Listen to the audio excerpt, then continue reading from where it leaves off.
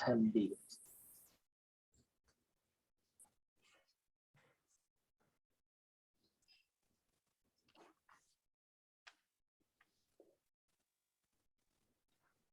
Or their Valentine's hearts were broken and they didn't want to attend with us. No, you do have some participants. Oh, yeah. Yes.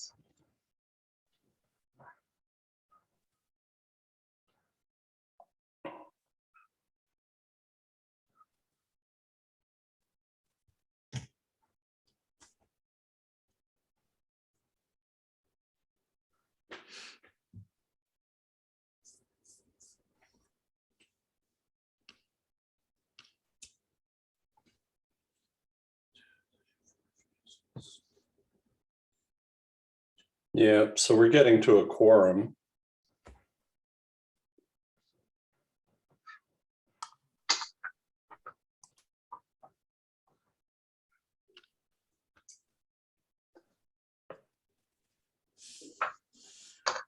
Troy, your cat is like so comfortable. It's like, must spend a lot of time when you're away Zoom meeting other cats or something. Look at that. Aw. I have one that looks exactly like that cat. Seriously. Exactly. He's right here. He's not in my camera, but he's at my feet. That's funny. Hi, Dave. How are you? I'm doing well. Nice to see you. You too. Excuse me, Joelle. This is Jean Gobelet. Joelle. Could hear you. Shelley's having trouble getting in. Shelley Lapkoff. Hi, folks. Hey, Oh. Susan. I'll email the link I used. Hi, Merle. Hello. So I guess the question on what Jean's saying is, did Shelley have a unique Well, code or just well, same? I think she's missed the email that you sent out last Friday. Okay. I found that the email I received yesterday or whenever it was did not work and I was not admitted. I had to go back to the one I received in January. Ah, Sorry about this, guys. so unfair.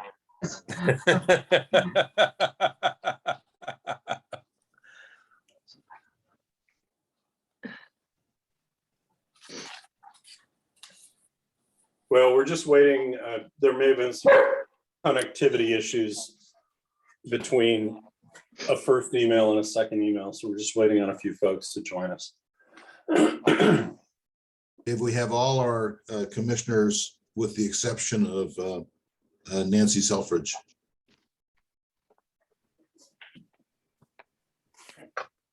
Oh, Joelle, I think it was Joelle. Thanks for the Brown Act primer. I appreciated that. You're welcome. A lot of reading. All right. Something to do this afternoon. Deanne, so I just sent Shelley an email. I'm hoping she could log in by using that link there. Yes, I just forwarded the email from Friday to her as well. So she'll be with us shortly.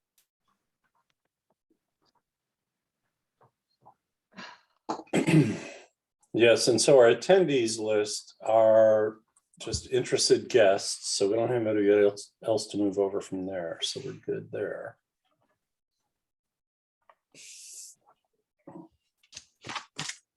You have to go now.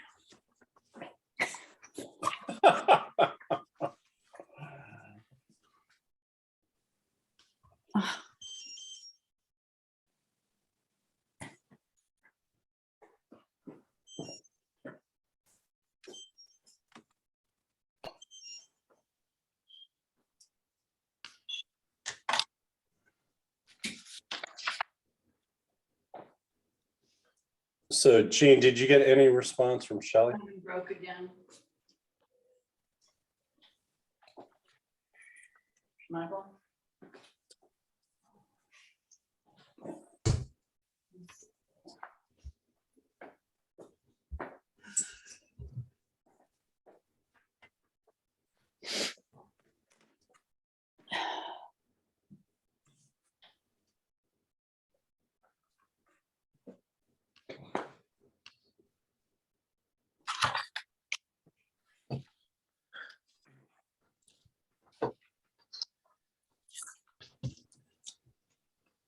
Well, I suggest we do this, Joelle. Yes. We're like 6 minutes into it. If Jean and Shelley can keep communicating in order to try to get her on, and if you can check your text, we can at least start with introductions.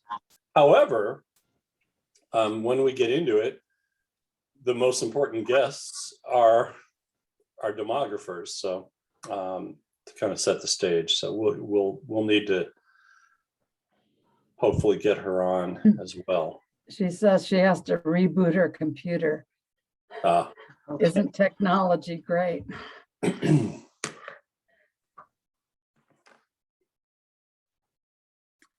remember when we started working for the water district way back in 1991. And that, I think David was there as the Yes. counsel for yeah, that. he hasn't gone anywhere in 44 years. Well, it's great to see you again. It's nice to be seen. Has anyone heard from Nancy? Should I text her? No, I have not heard from Nancy. I'll text her. Yeah, that'd be good because her and one other physical packet was still available this morning. Yeah, that was Nancy's Selfridge. Yeah.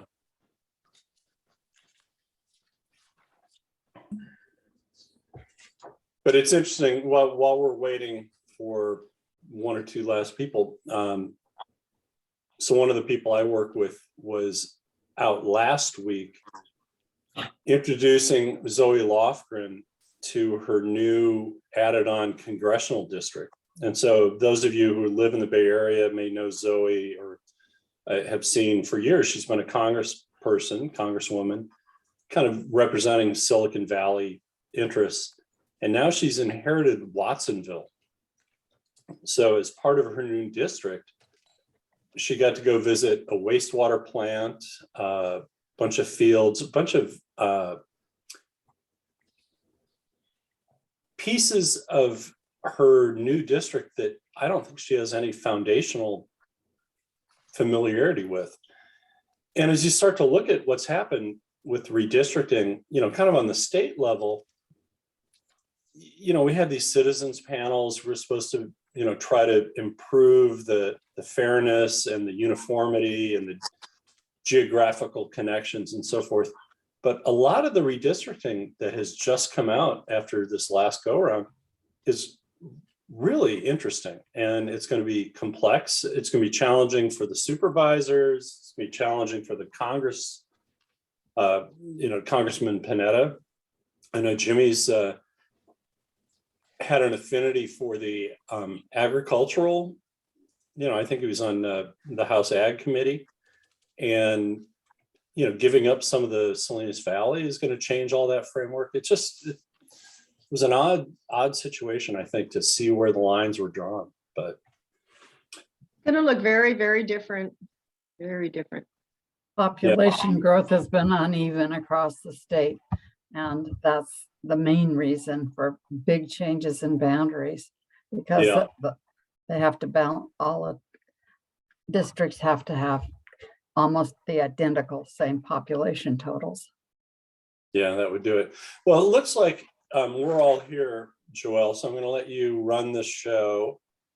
I think we're still missing Nancy, right? Yes, that's correct. Yeah, so let's go ahead and get started with some introductions, and you have the. Dave, do you want to call the meeting to order? Oh, that's my role here? Okay, Right. Let's call this meeting to order. I didn't put the agenda on my screen. I should probably do that. Yeah, okay, Roll call. yes. I'm just guessing that's the next one. Commissioner Lau, Commissioner Eisenhart, Here. and then Commissioner Lau, was that a present from you? Yes, sorry. Commissioner Lilly, Yes, here. Commissioner Ishikawa, Commissioner Fisher, Here. Commissioner Over, Here. Commissioner Southridge, Commissioner Malkin, Here, Commissioner Schiavone. Here, Going back to Commissioner Ishikawa, are you here? he's muted. Yes. Good to go. The only commissioner that's absent from this meeting is Commissioner Southridge. All right. Well, welcome everybody, and let's just top it off with apologies for ruining your Valentine's Day dinner with whomever you are sharing it with. Appreciate that. I wasn't tracking the whole conversation about when people were available or anything, and when the date got posted, I was like, oh, okay, well, sorry, but we're very happy to have you here. This is a very important process, albeit, the pecking order of federal, state, local, special district, it might not feel as important if you wanted to be redistricting, congressional lines, and instead you chose to do divisional lines within the water management district. But as you well know, it is a political animal affected by a lot of things that the voters want to have an impact on. Not always by our own choice, but oftentimes by our voters' choice. So we are very glad you made this commitment. And it's nice to see some new faces, maybe some older faces have been involved in a lot of things with a lot of different people for a long time, but new to us at the district. So thank you, everybody, for coming. Let's go around. And I know everybody's screen is a little different, so I don't know the best way to do this, but maybe we'll just go in order of the people on the page. So just briefly, Susan, you want to introduce yourself? Sure. Susan Schiavone. I'm a 27-year resident of Seaside. I've been on the peninsula for about 45 years. I have been involved with some water issues since 2017. I've sat on the 152 Ordinance Oversight Committee. I've also been involved with Public Water Now. And I'm here and currently in District 1, and I'm the District 1 appointee for Alvin Edwards. And Excellent. what you want to know, that's it. That's me. That's perfect. Esther. good evening, Esther? everybody.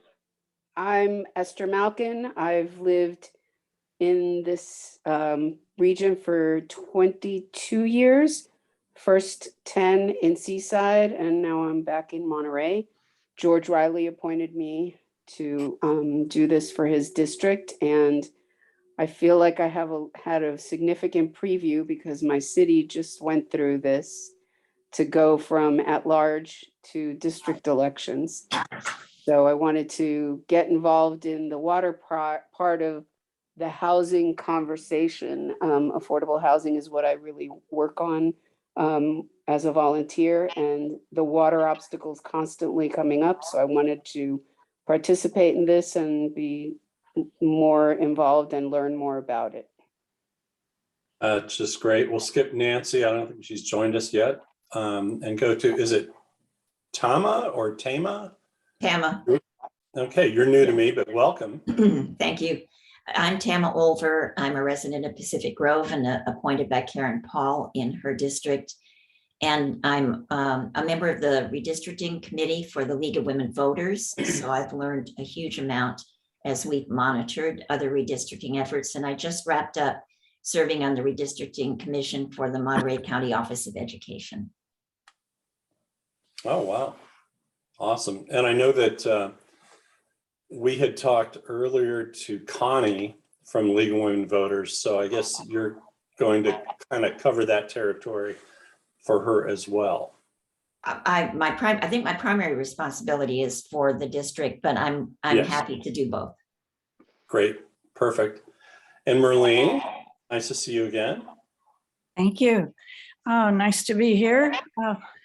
I also have been involved in the water issues from Measure O through Measure J and public water now. I've been a 22-year resident of Carmel Valley, and I'm very interested in continuing all these efforts that we've been working on for such a long time. And I was appointed by Amy Anderson, and I'm happy to be helping out if I can. Terrific. And Troy, welcome. Thank you. I was appointed by Supervisor Mary Adams. I'm a lifelong resident of Carmel, 56 years. I have some experience with water in terms of advocacy and Public Water Now and Citizens for Just Water in Marina. Terrific. And now I'm going to have to put my glasses on because I'm a resident of Carmel as of 2 years. So if I see you on the sidewalk, I'll recognize you. All right. Stephen. I'm Steve Lilly. I'm been a resident of Pacific Grove for 11 years. Actually, I've lived here twice. I lived here in the late 70s for 4 years.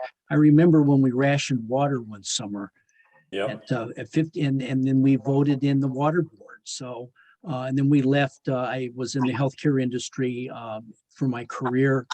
And one of the responsibilities I had continually was doing demographic projections for our patient bases and service areas and so forth. I currently chair the Pacific Grove Planning Commission, volunteer at the aquarium. I probably have less experience in water issues than some of the others, although here a couple of years ago, David Laredo gave me a primer on all the water issues in the area. So at least I have that basis to go on. So I'm pleased to be a member of this group. Well, and you'll get more with the American Tin Cannery Hotel Project and all of that shenanigans, right? So there you go. Right. All right. Mark, welcome. Thank you. Mark Eisenhart, one of, I think, 2 commissioners at large. I've been here for 2 years. My wife and I relocated after raising our family in San Jose. I'm an attorney, founding partner in our firm. We have a satellite office here in Monterey. I'm in Division 3. And I know it's not a big secret. I'm a big fan of the district. I'm a big fan of Measure J. I'm a big fan of Dave. Joelle, I'm going to throw you in there too. And kind of excited to do some good work here on the Redistricting Commission. Well, great. Thank you, Mark. And finally, Monica. Hello, I'm the Monica Lal. I'm a lifelong resident as well. Again, I remember the rationing too, and I've seen the different iterations of our community and people coming in. I'm very happy to have this opportunity and to learn about people's perspectives and the process. I serve District 5 for the Redistricting Commission for the county. So felt I have something to bring to this conversation. So thank you for having us, and I'm looking forward to working with all of you. Awesome. So I should let you know, and a few of you have already alluded to it, Joelle's done all the work on this, bringing the group together, getting all the material posted, doing the emails. It's really been terrific to have him take the lead on this. Our demographers, who you'll meet shortly, have knowledge and history with the district. So there is a lot to be said for familiarity. And just a reminder, that our board is 5 elected and 2 appointed, but the 2 that are appointed are also elected from their own constituencies. And what's interesting is the mayoral appointee to our board is appointed through the Mayor's Select Committee, where all the mayors of the county get together. They can make appointments to things like FORA when it was in existence and so forth. Who's the appointee going to be? Typically, they defer if it's a regional appointment, like the district is, they defer then just to those 6 mayors of the 6 cities on the Monterey Peninsula. Our legislation for the supervisory appointee requires residency within the district. So there could be the day where you've got a District 4 or Supervisory District 4, which is currently Wendy Rudascu, was, oh my God. Jane. Thank you. She'd hit me right now. But you could have the situation where that supervisor lives in Marina or Salinas, and you could have the situation where Mary Adams' position lives in Big Sur, and we would not have a supervisor living within the district boundary. So it's a quirk of our legislation that we've got that situation, but we've luckily always had a member of the Board of Supervisors living within the district. But I always, I'm always a little concerned about the day where that may not be the case. But the rest of the 5, as you've seen from the material, the divisions need to be balanced population-wise. They need to be fair, kind of socio-justice-wise. And that's really the role of your group. We're going to hear some suggestions from the demographers. We're going to get a sense of what the imbalance really is and what it is we're here to fix. But that's pretty much I won't say the last words, but I will go to fewer words. And we're going to let Joelle run this. We're going to let David Laredo weigh in on some of the legal issues and mostly let our demographers kind of set the stage for what it is we're trying to solve, how we can solve it, what we can do, and how long it'll take. So, Joelle, David, take it away, please. No, Yeah. David, if you don't mind, I'd like to introduce myself. Oh, did I skip over you? I am. Ah, you did. That's okay. Good evening, all. Happy Valentine's Day. Dave Laredo. Both my office and my residence are in the city of Pacific Grove. As it's been alluded to, I've been a long time representative of the district. I have been general counsel since 1979, continuously since. So I have seen a lot of these issues come up up and up and again. So this is a fascinating process, and I look forward to providing whatever assistance I can. So thank you. Terrific. Thanks, Dave. And before we get over to Joelle, I got to tell you, I have this sweater on, and I see that Monica's got a vest on. Did we just go from 75 degrees to 51 degrees in 24 hours? Yes, and you'll be hearing from my attorney about that too. Because I was out there like a lot of us. I got a nice little tan going on, which of course made my skin that much more sensitive to the cold weather. Yeah. Yeah, we're all going through shock. That was amazing. That was amazing. Okay, Joelle, lead us down the path of our meeting and see what we can get accomplished. Hello, everybody. My name is Joelle Pablo. Just a little bit about myself. I was born and raised in Salinas. I served 4 years in the United States Marine Corps as an administrative specialist. After my stint in the armed services, I joined the County of Monterey, and I worked for the clerk of the board's office for 7 years. I've been with the district for well over a year now. So I'm happy to be here. And just for the record, we have no additions and corrections to the agenda. Next up, we have comments from the public. So let me take a look at the attendee side here. If you have public comment on matters not listed on today's agenda, please raise your hand. I do not see anybody with their hands raised, so there's no public comment. The first matter that we'll be taking up is an action item, and that is to review and approve the Redistricting Advisory Commission meeting schedule.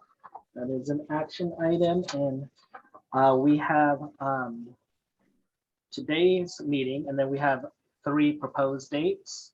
I've been in communication with Latkoff and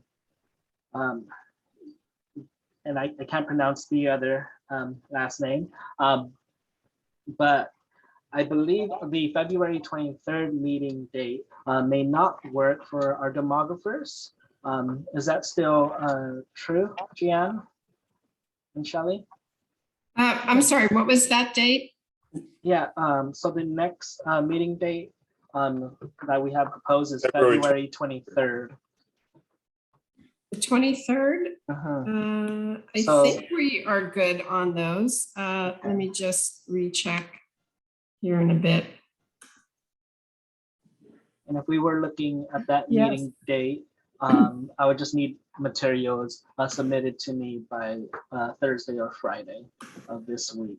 Joel, the February 23rd would conflict with the specific Grove. The mayor is going to be delivering his State of the City address at 6 p.m. that night. See. Okay. So my recommended change to the meeting schedule, with that being said, is to strike out February 23rd.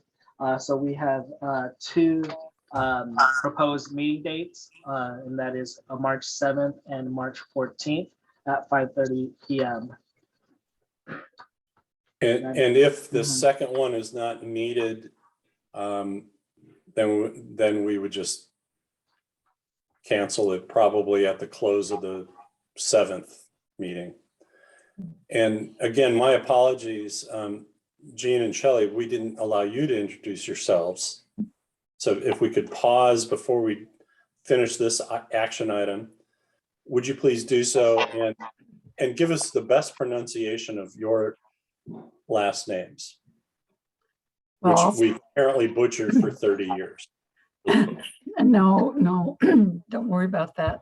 My name, at least the way I pronounce it, is Jean Gobalet. Rhymes with Chevrolet. Jean Gobalet. Shelley Lapkoff and I first met and worked together in Monterey County in 1990, I think, and 91 for districting and redistricting projects. So we're happy to be working with you again. And Shelley? Yes. We are both demographers. I have a PhD in demography from UC Berkeley. Jean has a PhD in sociology from Stanford. And we still get along, even though we're from Berkeley and Stanford. And we've been working with Monterey County jurisdiction since 1990. And we've done, as many of you know, we've been doing most of the redistricting in the county. Maybe all of it, I don't know. So, happy to be here. Excellent. All right, back to you, Joelle, with this action item. So the 2 proposed meeting dates will be March 7th, 2022, and the other one will be March 14th, 2022, and both meetings are slated to begin at 5:30 p.m. Is there any discussion amongst the commissioners regarding this action item? So are we skipping the meeting on the 23rd then and just having Yes, 3 so- meetings instead of 4? Yeah, Is that the proposal? That's correct. yes. I'm sorry, I'd like to say that doesn't give us a lot of time if there are changes that people want after the March 7th meeting. So it gives us some, but we may not be able to get the materials in advance is the only concern I have. Could we back up one of those meetings a little closer and then give more space in between those 2? Let's jump to the end. When is our work needing to be completed? The board has to pass a resolution by April 17. Okay. And the board might, I mean, the Actually, board it's- doesn't always have to take the recommendations of the ARCs or the RAC. So they need some time to be able to review the material. I believe the statutory deadline, unless your district has special rules, is May 12th is the deadline. David can agree or disagree with that, but that's on our understanding of when special districts need to have adopted a plan. There's no special rule that applies to this district. Okay, so May. We have until the middle of May. Okay, thanks, Jean. Yes. So Joelle, what does the very end of February look like as a possible second meeting? The end Instead of the February. 23rd, maybe a week later. I would have to get everybody's thoughts to meet either on the 28th or the week of March 1st, which is a Tuesday.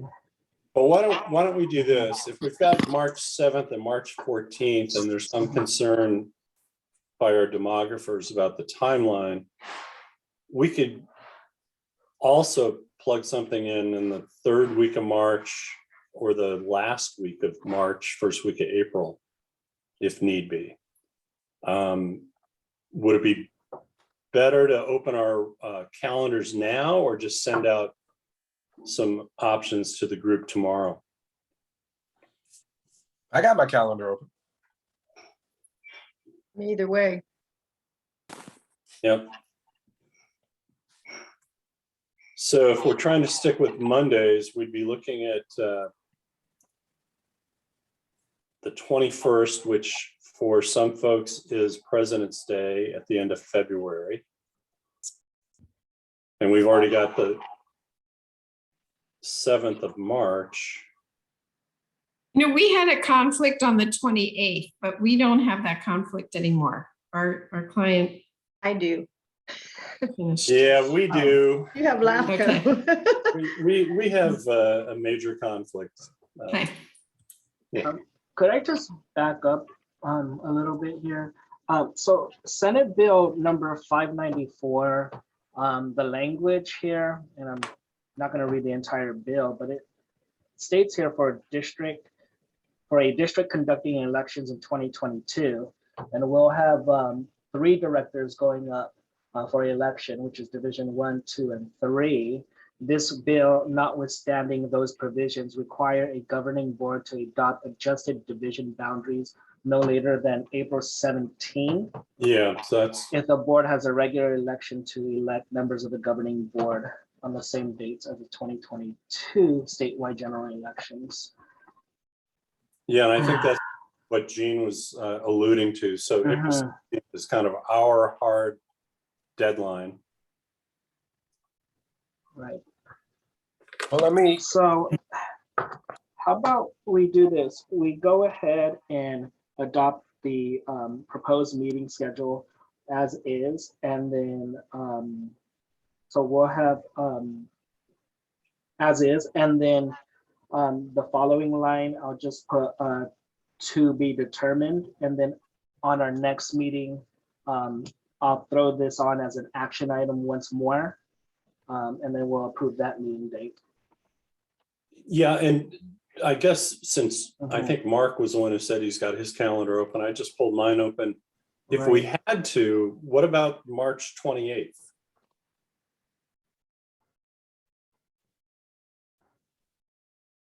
See Steve nodding his head. Right. That's okay for us. Okay.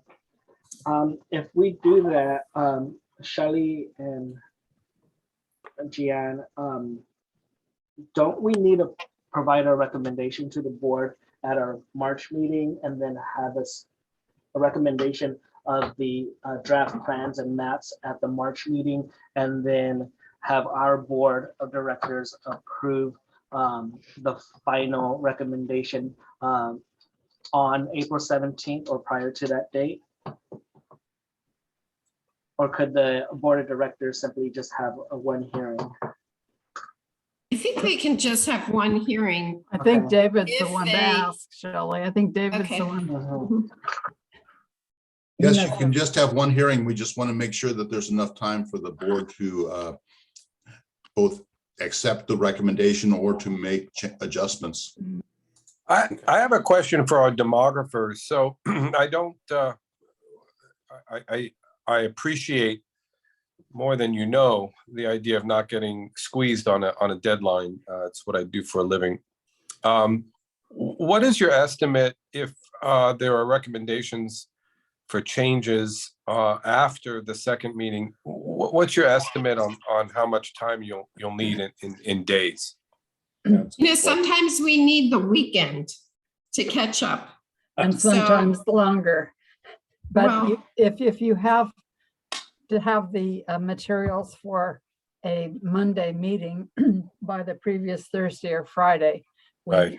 we need some, I'd say at least 4 days, not including a weekend to Right, really and so get ready. So the thing is, if we have a meeting on a Monday night and the materials have to be to the district on Thursday, that is just pretty tight.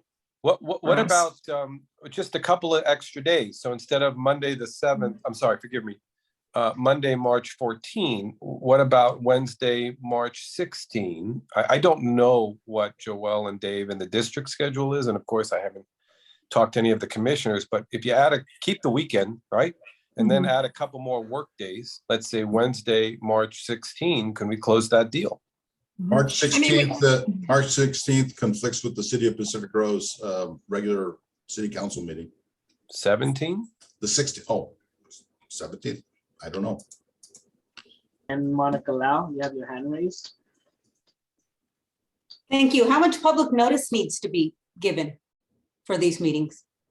72 hours. in Just advance. 72 hours. Right. Okay. Well, I could do the 17th Yeah, in same. lieu of the 14th, and that would give our demographers the weekend, and they can get their materials out Monday, maybe even Tuesday. Yeah, that's a pretty great compromise. So we'd have the 7th and the 17th. A little bit of time to ask. I mean, this is not a huge lift. Even though what I've seen to date, this is not a major redrawing of district lines. So I think that Mark's suggestion is pretty good. Why don't we just accept that as the 7th and the 17th of March and move forward, because I always get a little bit squirrely when we take 40 to 45 minutes on introductions and process. And I want to get to the task, the charge. So. Well, if not, I mean, do any of the commissioners have a conflict on March 17, a Thursday? No, I have no conflict on the 17th, but I told Joel this afternoon I do on the 7th, which I had indicated before I was even appointed. So yeah, I can just watch the tape if that works. So, Yes, it's great. it's important this gets done. I think the 17th may have it. Do I have a- 5:30, same time. All right, so the meeting schedule, it's gonna be Monday, March 7th at 5:30 p.m. And then the other proposed meeting date is Thursday, March 17th at 5:30 p.m. Thanks, Joel. And then do I have a motion to accept the revised meeting schedule? I move. Mark? I'll second. That was a second by Susan, Stephen Schiavone. All right, we'll do a roll call vote. Commissioner Schiavone, yes, Commissioner Malkin, Yes. Commissioner Selfridge, Commissioner Over, Aye. Commissioner Fisher, Commissioner Ishikawa, Yes. Commissioner Eisenhart, Aye. Commissioner Lilly, Yes. Commissioner Lau, Aye. Commissioner, who did I not hear from? Was that Commissioner Fisher or Ober? I voted aye. And then Commissioner Fisher? Voted aye. Commissioner Fisher, you have your mic muted.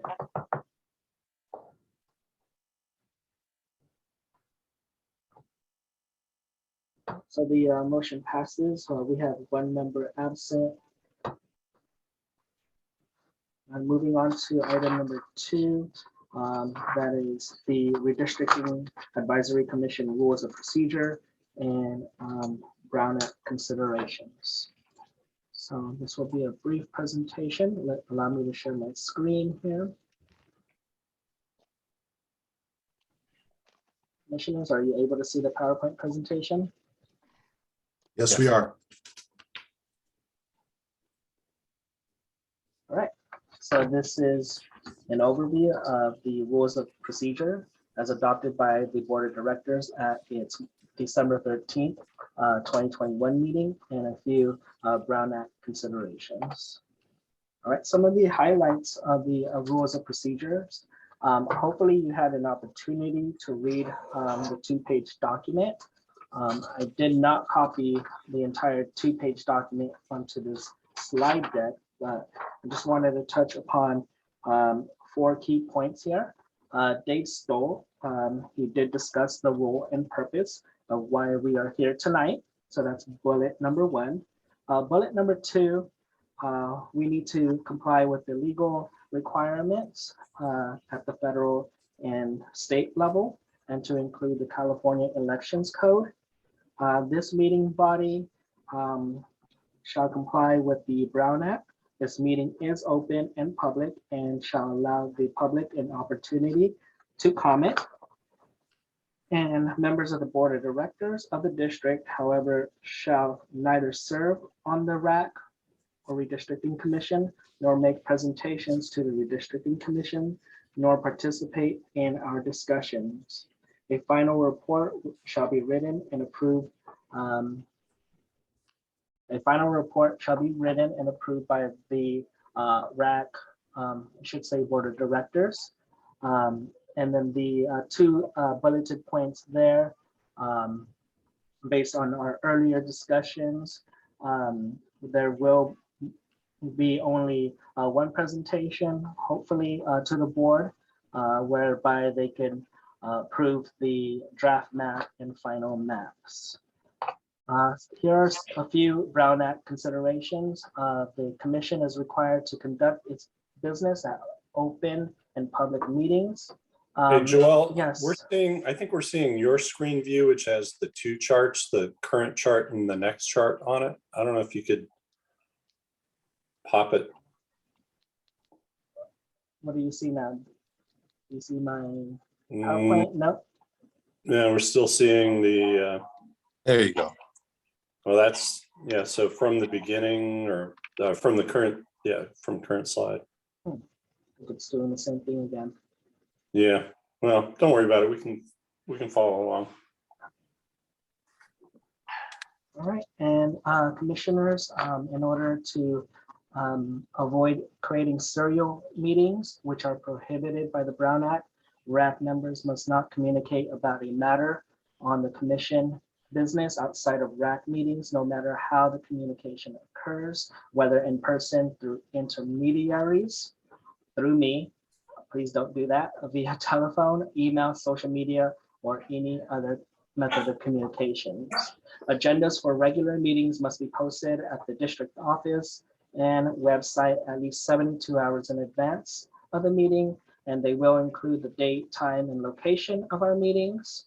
All of our meetings will be held virtually.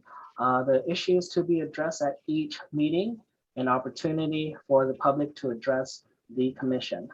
The Redistricting Commission may not discuss or take action on any item not appearing on the posted agenda except to ask questions for clarifications or to ask district staff or the demographers to report back at a future meeting on an item not appearing on the current agenda. Items may not be added to the meeting agenda once it has been posted. For our members of the public may address the commission on any item within its subject matter jurisdiction. Public comments about agenda items on the agenda must be heard before or during the Redistricting Commission's consideration on each of the items. Members of the public cannot be required to give their names, and then reasonable time limits may be imposed. The agenda and meeting materials, including writings distributed for consideration at a public meeting to the members, are public records. And your staff members for this commission include our demographers, myself, David Laredo, District Counsel, and our General Manager, who also serves as the facilitator of this meeting. So at this time, commissioners, do we have any questions regarding the rules of procedure or any of the Brown Act considerations? Joelle, did you Yes. mail out that little display you just did on the Brown Act to us by email? No, I did not. Okay. Do you mind sending it? Because I like Yes. it as a synopsis. Okay, Okay. I'll go thank ahead you. and send that over to you. And this is Tama Olver. An item that wasn't in the highlights on the rules, item 11, said something along the lines of making an effort to ensure that incumbents are in separate districts. And I just wanted a clarification because the state website talks about districts shall not be drawn to favor or discriminate against an incumbent. And I'm curious about whether there's any conflict between that suggestion and any rules we might need to be operating by. In other words, I mean, is it favoring an incumbent to include in our criteria for this redistricting that they be in a district separate from other incumbents? Right, Tama, it's a very good question. I don't think it has much impact here, but I'd love to hear from Shelley or Jean as to what they've seen elsewhere or what the intent. I mean, it's pretty clear, you don't want to draw lines to throw two incumbents into the same district, so they have to duke it out, the old kind of politically motivated things. But Shelley or Yeah, Jean, I can answer that. The Fair Maps Act, I think, is what you're referring to, Commissioner Oliver. And the Fair Maps Act refers to cities and counties. So they have to have that requirement. School districts and special districts like this are not required under the Fair Maps Act. So there is some leeway and there isn't actually direction whether or not to take incumbents into account. So that answers my question. That answers my question satisfactorily. Thank you.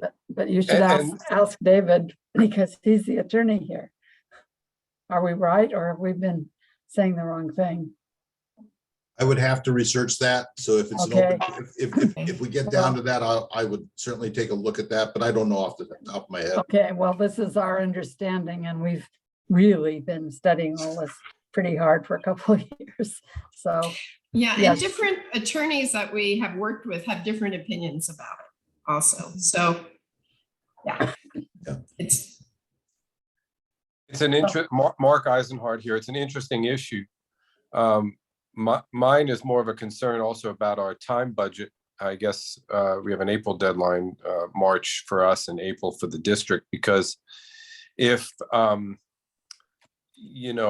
proposals for redistricting are completely reinventing the division boundaries, that may be a task that's just too big for the time that we have. And just, I think that's I would imagine that's a valid consideration. We usually start with minimum change plan. Right. So you can evolve from there, but we've drawn a plan 1 for you and a plan 2, but plan 1 is a minimum change plan, making minimal changes to the current boundaries in order to equalize the 2020 total populations. And Mark Eisenhardt here again, just in terms of this action item, number 2, rather, discussion item. Generally, I believe, Joelle, correct me, it's been at least a month that the RAC special page website has been up and running, and that these procedures have been up there at least that long. Am I correct? Yes, the RAC rules of procedure, I believe they were posted either the 2nd or 3rd week of January. Yeah, which is optimal. I don't have any more discussion on this item.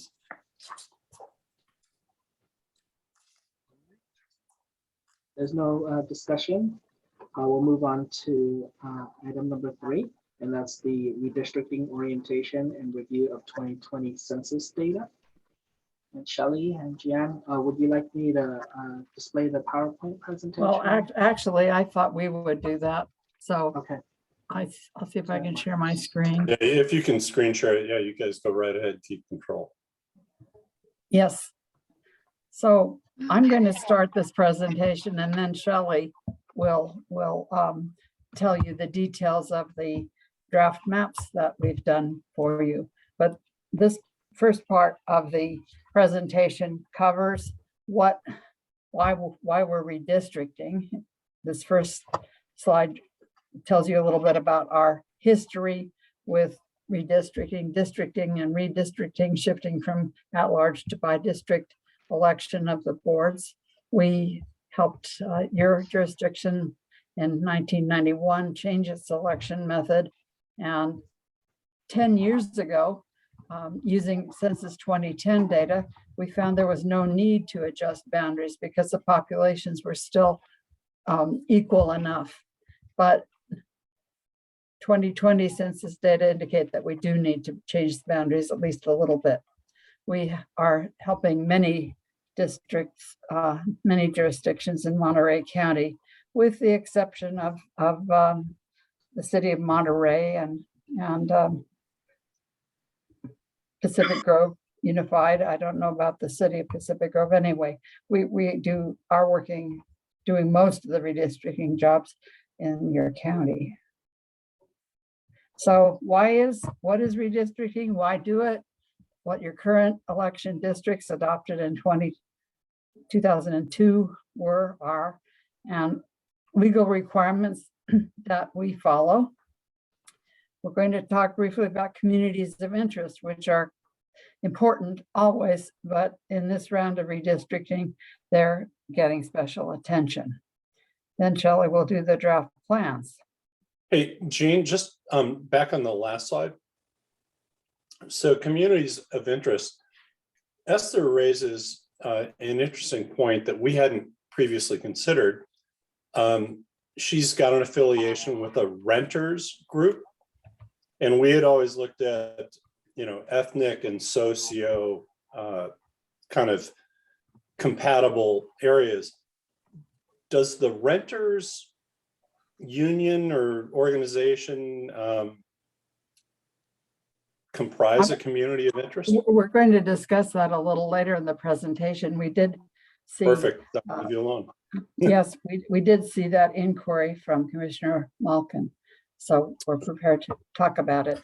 And there are lots of different kinds of communities of interest, and you can identify your own if you wish, but there are certain constraints. And I'll get to that shortly.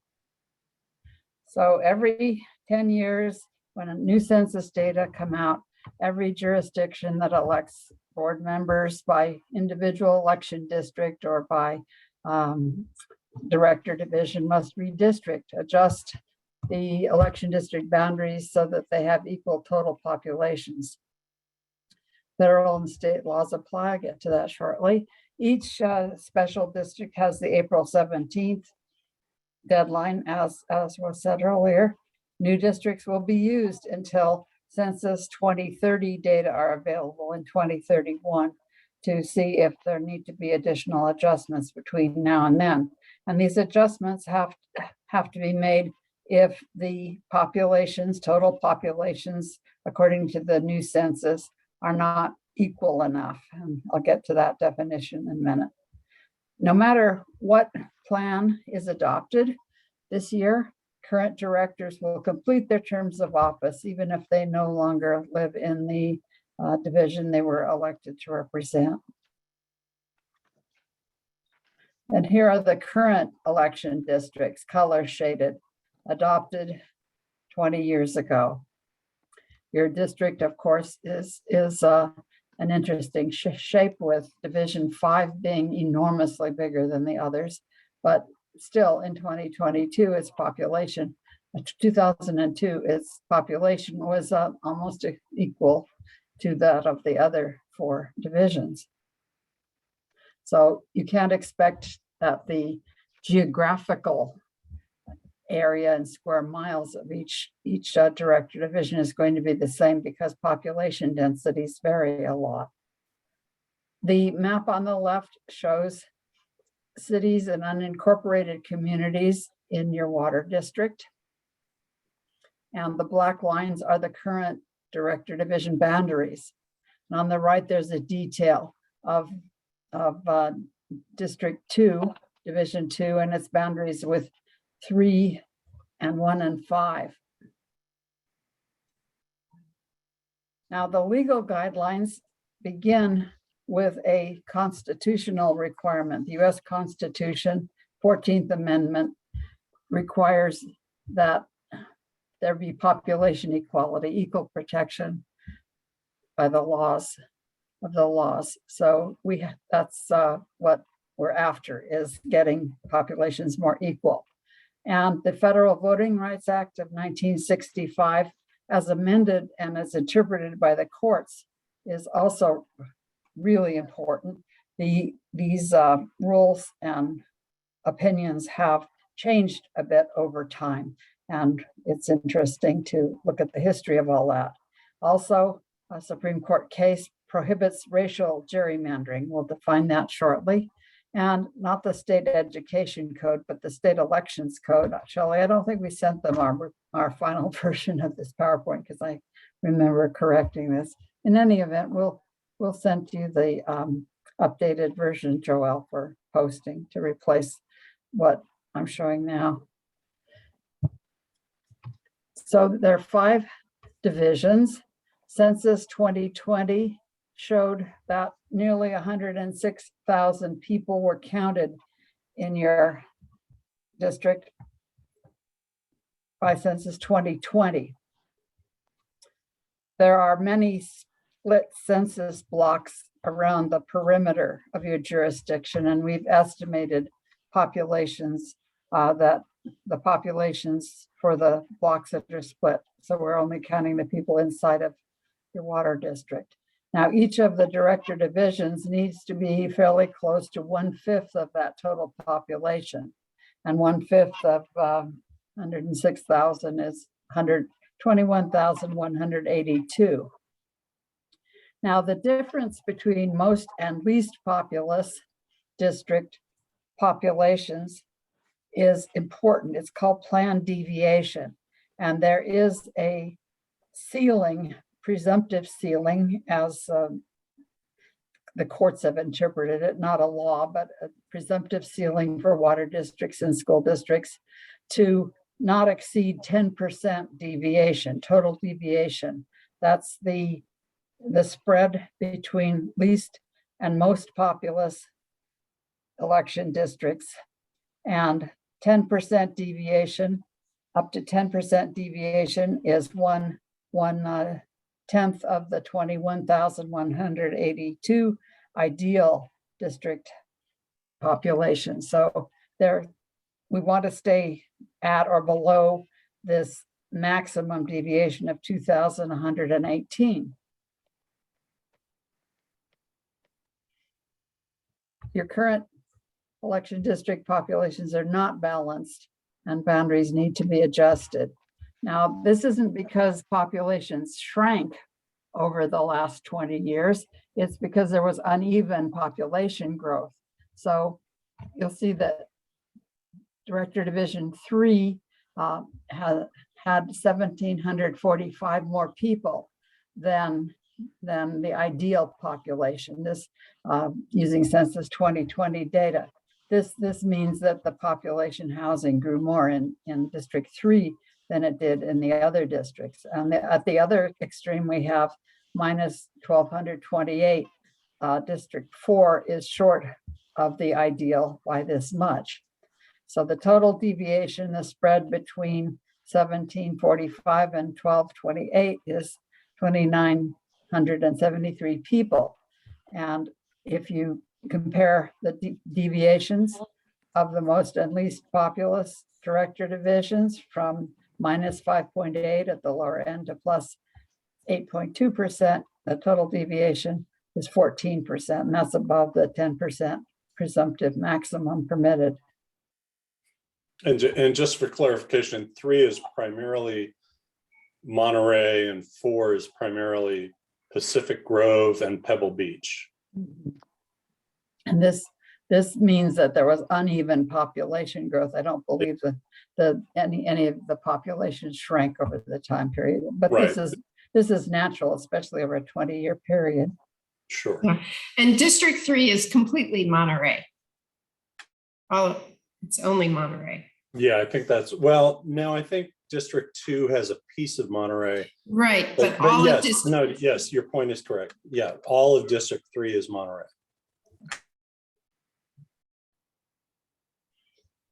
So after population equality, the requirements of the Federal Voting Rights Act are next. And the reason your water district moved from at-large to by-district election of directors back in 1991 was to follow the rules of the Federal Voting Rights Act that said members of protected groups, that is, groups protected under the Federal Voting Rights Act, which essentially is everyone. The protected groups are everyone except whites, except non-Hispanic whites are protected, and some language minorities are protected as well. These are groups that historically suffered some discrimination at the polls or more difficulty registering to vote, and even literacy requirements way back when. So the term packing refers to having, top right diagram, having all the protected group members in a single election district. So they only have the power to elect one or influence the election of one director, District 4 in this example. That's called packing. The other extreme is to split the protected groups between election districts so they don't have much power to influence elections in any election district. Now this is best practice. If there are two geographical concentrations of minority voters or members of protected groups protected by the Federal Voting Rights Act, and you can put each in its own separate election district along with other people, of course, this would be best practice so that they have the opportunity to elect or influence election of the candidates of their choices. Jean, could you define for me what does supermajority mean? I couldn't see it in the glossary. I just wanted to get a clear understanding of that term. Supermajority would be like 80% of District 4's population is minority. You don't need 80% of the population to be minority voters, because presumably, what really matters is whether they can elect representatives of their choice. And unless citizenship rates are very low by members of that protected group or groups, then 80% is too big of a population share. So, you know, a majority is 50% plus one usually. Right. So if you have a really high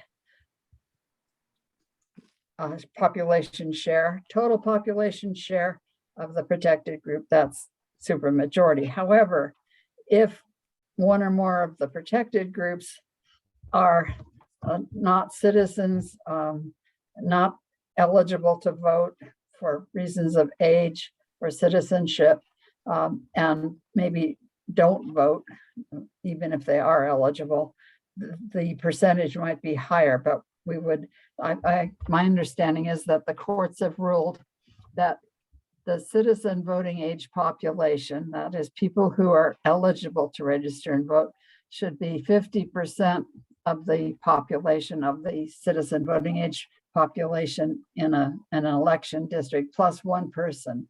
So that's a simple majority. Okay. Thank you. Yeah, that's a long answer to a short question.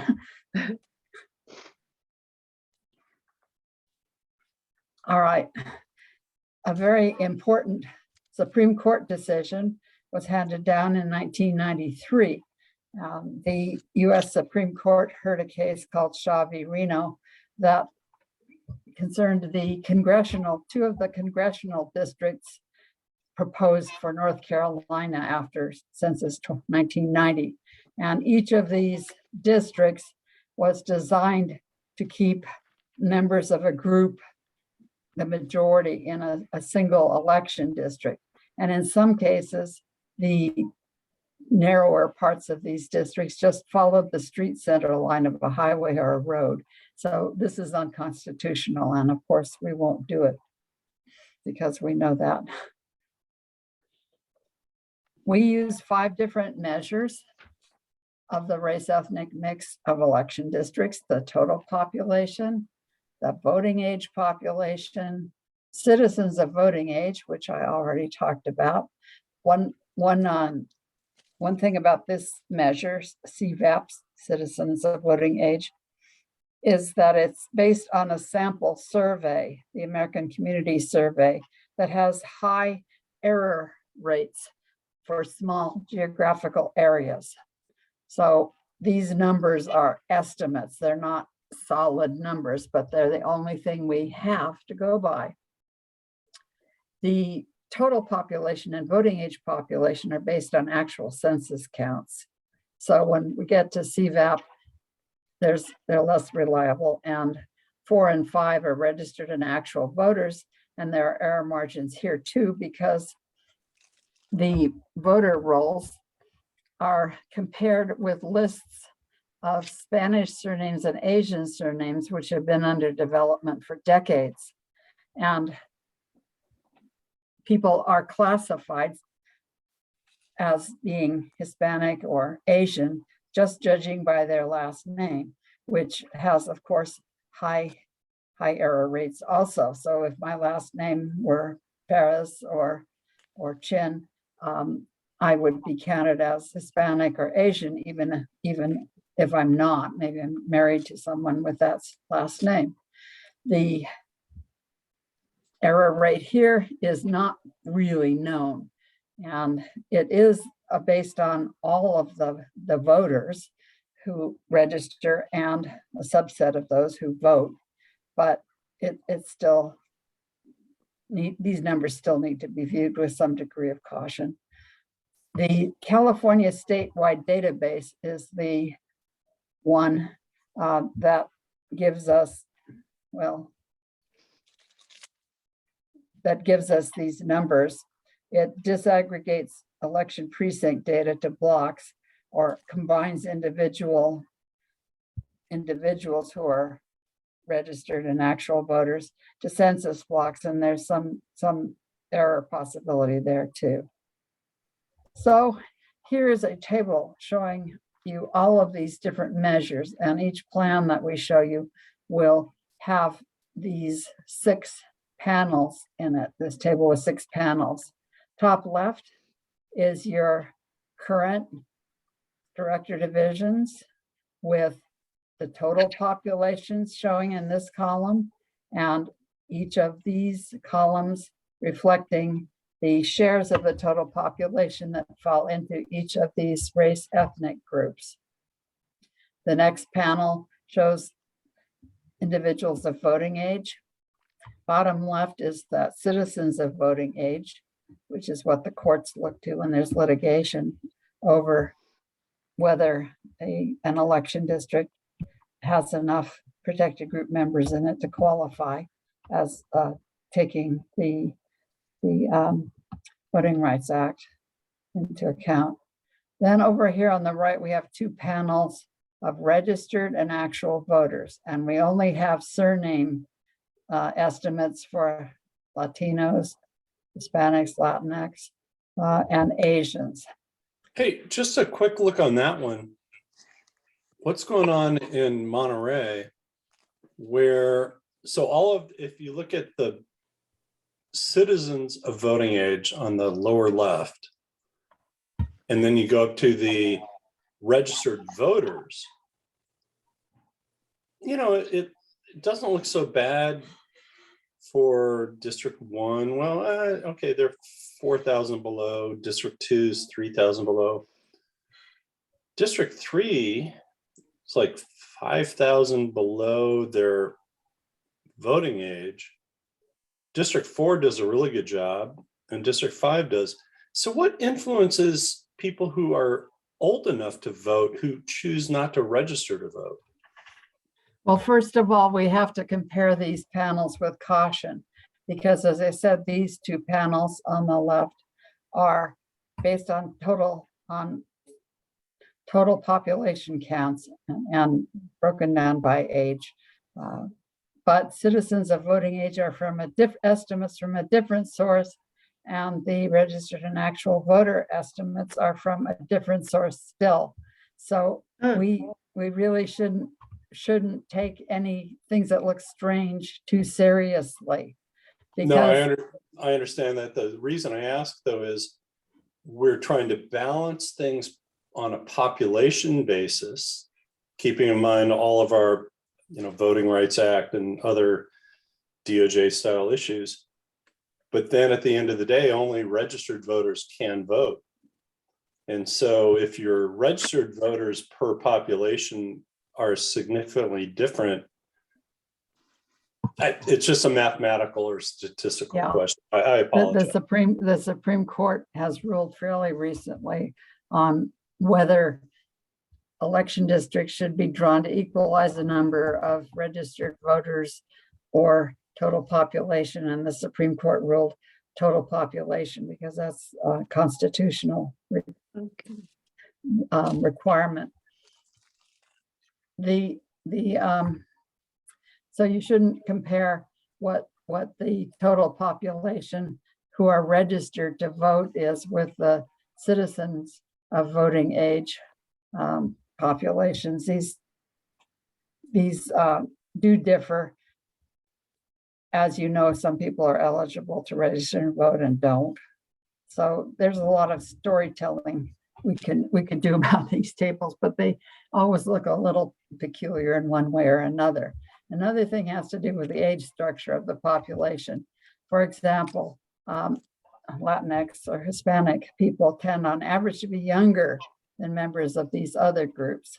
So they aren't as big a population share in the 18 plus population as they are in the total population. And citizenship rates are fairly high, close to 100% for most groups except Latinx and possibly some of the Asians. Almost 100% of Blacks are citizens because they're born here. And same whites that tend to have lower citizenship rates than Blacks actually in many communities. So all of this is pretty interesting and many stories to tell, but I'd like to call your attention to this bottom right panel, which shows you the deviation numbers again for the current plan. And we have done these maps for you. And if you have a copy of the PowerPoint that you can zoom in on, you can see these pies better. But each of the circles on each of the maps represents the total population of an individual census block. And the colored pie slices reflect the race ethnic makeup of that population. This is of total population. These pies are total population. And dark blue is Hispanic, green non-Hispanic white, red non-Hispanic black, turquoise non-Hispanic Asian, and the last color non-Hispanic others. I guess that's sort of orangey color, tan. The map on the left shows the cities in the background. That's what the color shading is. And here on the right, we have a seaside detail. And the reason we put this map in is to point out that there are some parts of seaside with very large population shares that are Latino for the Latinos, and other areas where there are more African Americans or Blacks. And so that's important in Plan 2, which Shelley will be telling you about shortly. All right, moving on to the elections code. These criteria may be taken into account during redistricting. Not that they must be, they may be, and no priority orders given. And this is, the state law has read this way for many, many years, at least as long as we've been doing redistricting work. The factors are topography, the lay of the land. And I've never been quite sure what the difference between topography and geography is. And I confess I haven't really looked it up either, but it's the lay of the land. If you had a mountain range or a river or something that separated one part of the jurisdiction from another and made it difficult to travel from one part of the jurisdiction to another, these would be taken into account, can be taken into account when redistricting. Number 3, cohesiveness, contiguity, integrity, and compactness of territory.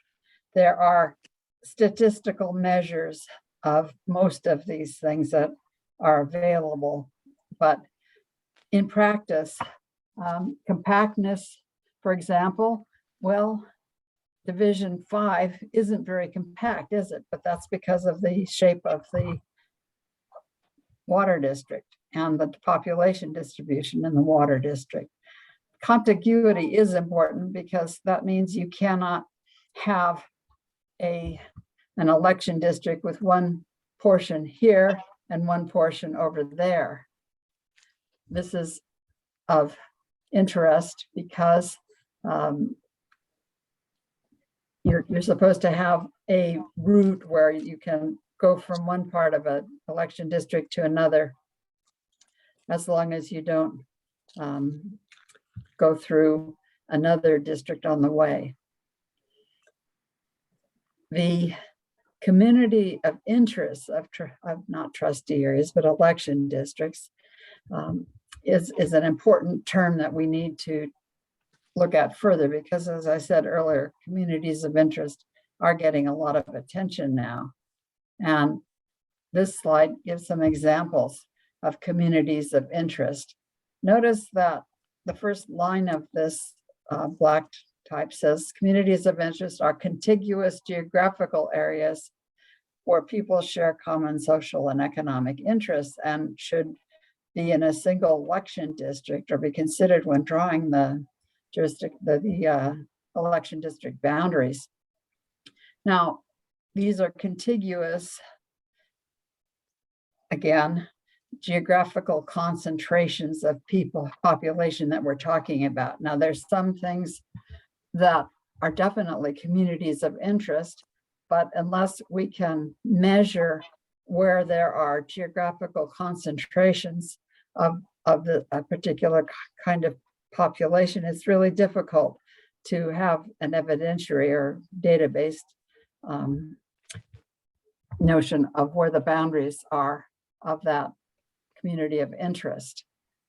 And some things that, and so for example, for renters, we know that it's possible to get estimates of renter and owner occupied rates or estimates for fairly small geographical areas. But the trouble is these estimates come from the American Community Survey. And there are large error margins because they don't sample very many people. And when you get into small geographical areas, the error margins can be quite large. And we don't like to use data for census block groups, for example, because the error margins are so large that you can't count on them, even giving a general idea of the relative levels of concentration.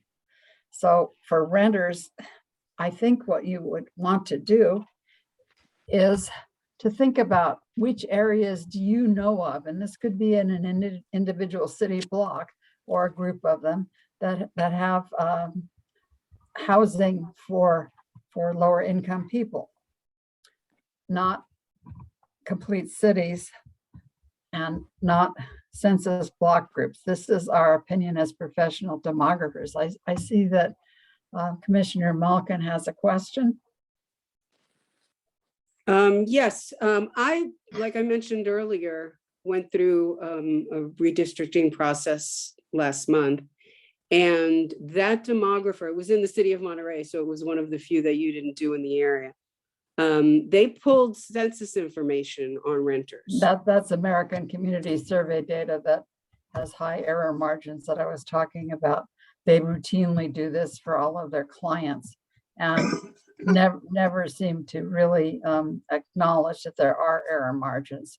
I think what much more reliable would be your own information about where these concentrations are. Right, the And problem yes, with that is that we don't have that information. None No, of these cities really keep track of like a rental registry or anything like that. yeah, that's the only, I think the American Community Survey is the only way I know of getting estimates. But the estimate for a whole city, like the city of Monterey, would be fine. But when you get down to small geographical errors like the census block groups, they are not geographically large. They're not sampled very well, and you have the very large error margins. So that's why we don't use those estimates. That's not census data per se. It's an American Community Survey. It's something the Census Bureau does, but it's not like gathering the population counts that the census does, bothering people, pestering people to get them to reply to the census, making sure that everybody gets counted, and their big efforts to do this. Right, so the other thing that was interesting that the other demographers didn't realize is that renters make up the majority of the residents in all these cities. Well, then because of the fact we're drawing maps and we need to identify where the geographical concentrations of people with a common social or economic interest live, knowing that a city has a large share of the population being renters isn't very helpful. So if you happen to know that there's a lower income apartment complex someplace in particular, you might remember that when evaluating plans or thinking about where to draw the lines between the new election districts. Because if you think that they need to be put together with others who share that kind of characteristic, being low income or being renters, which do overlap, I guess, you need to rely on your own familiarity with your jurisdiction.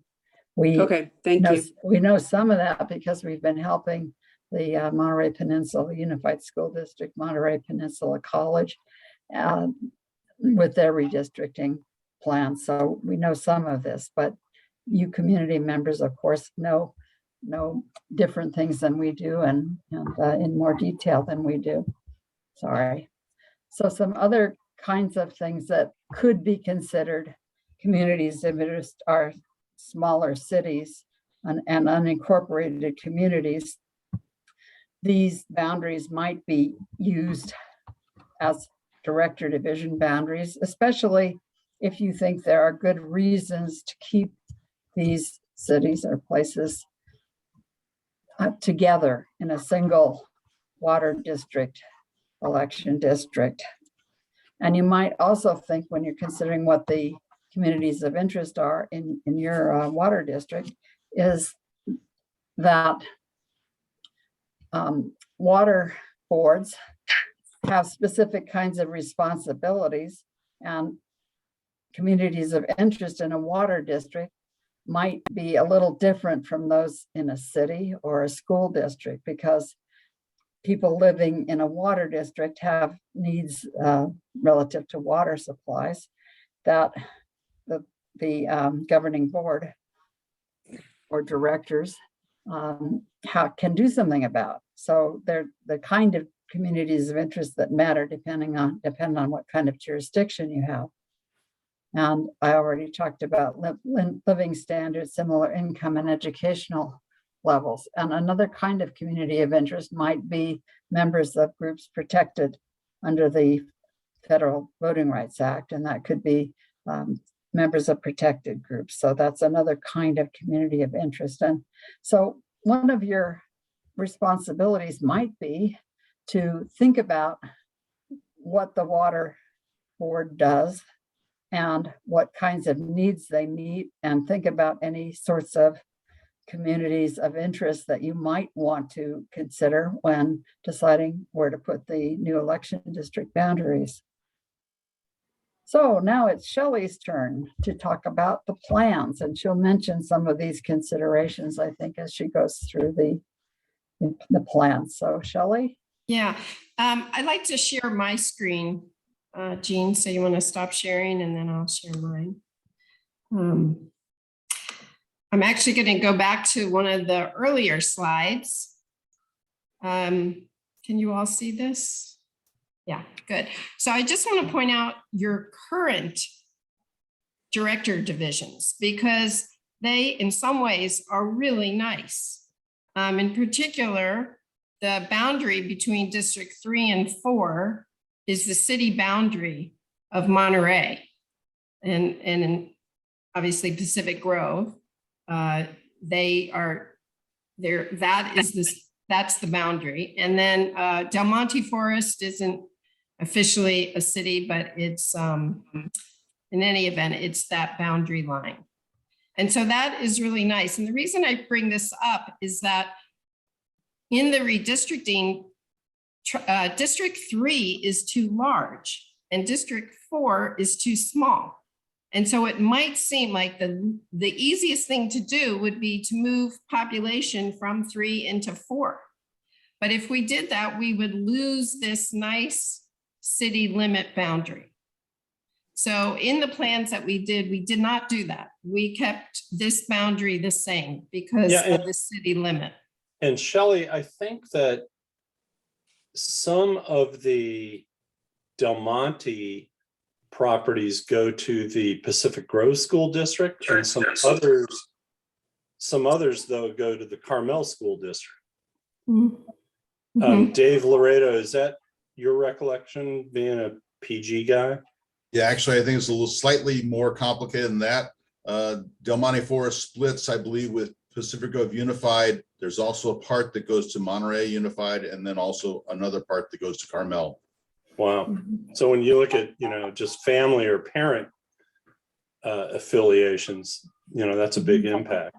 Right. So the school districts would be a little different. Yeah, the school district boundaries, but here we have the city boundaries. Yeah. And then, of course, District 2 has always been the odd, I don't even know what to call it, but, the odd. Well, one thing about Frankenstein.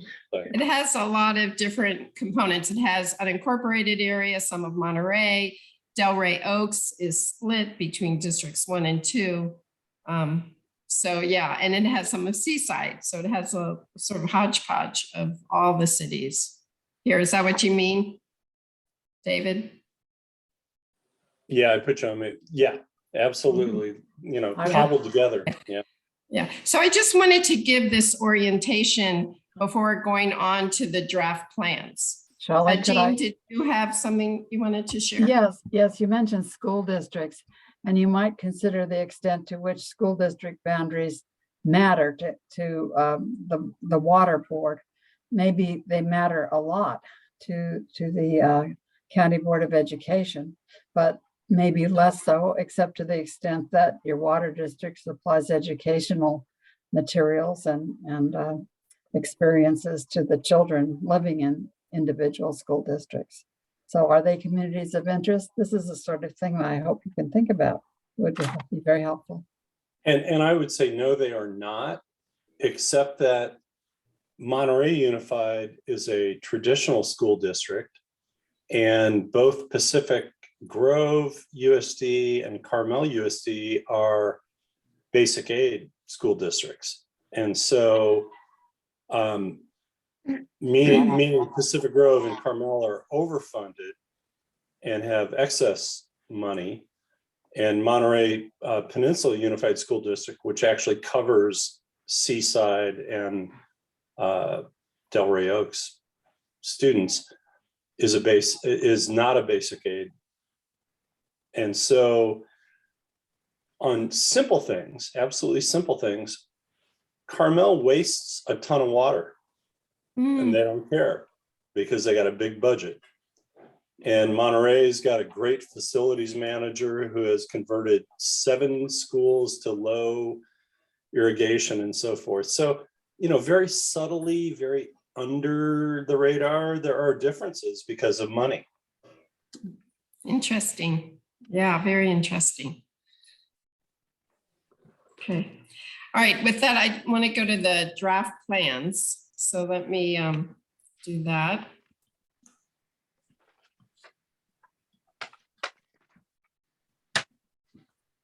Okay, so as Jean mentioned earlier, Plan 1 is a minimum change plan and has some options, which we included. And Plan 2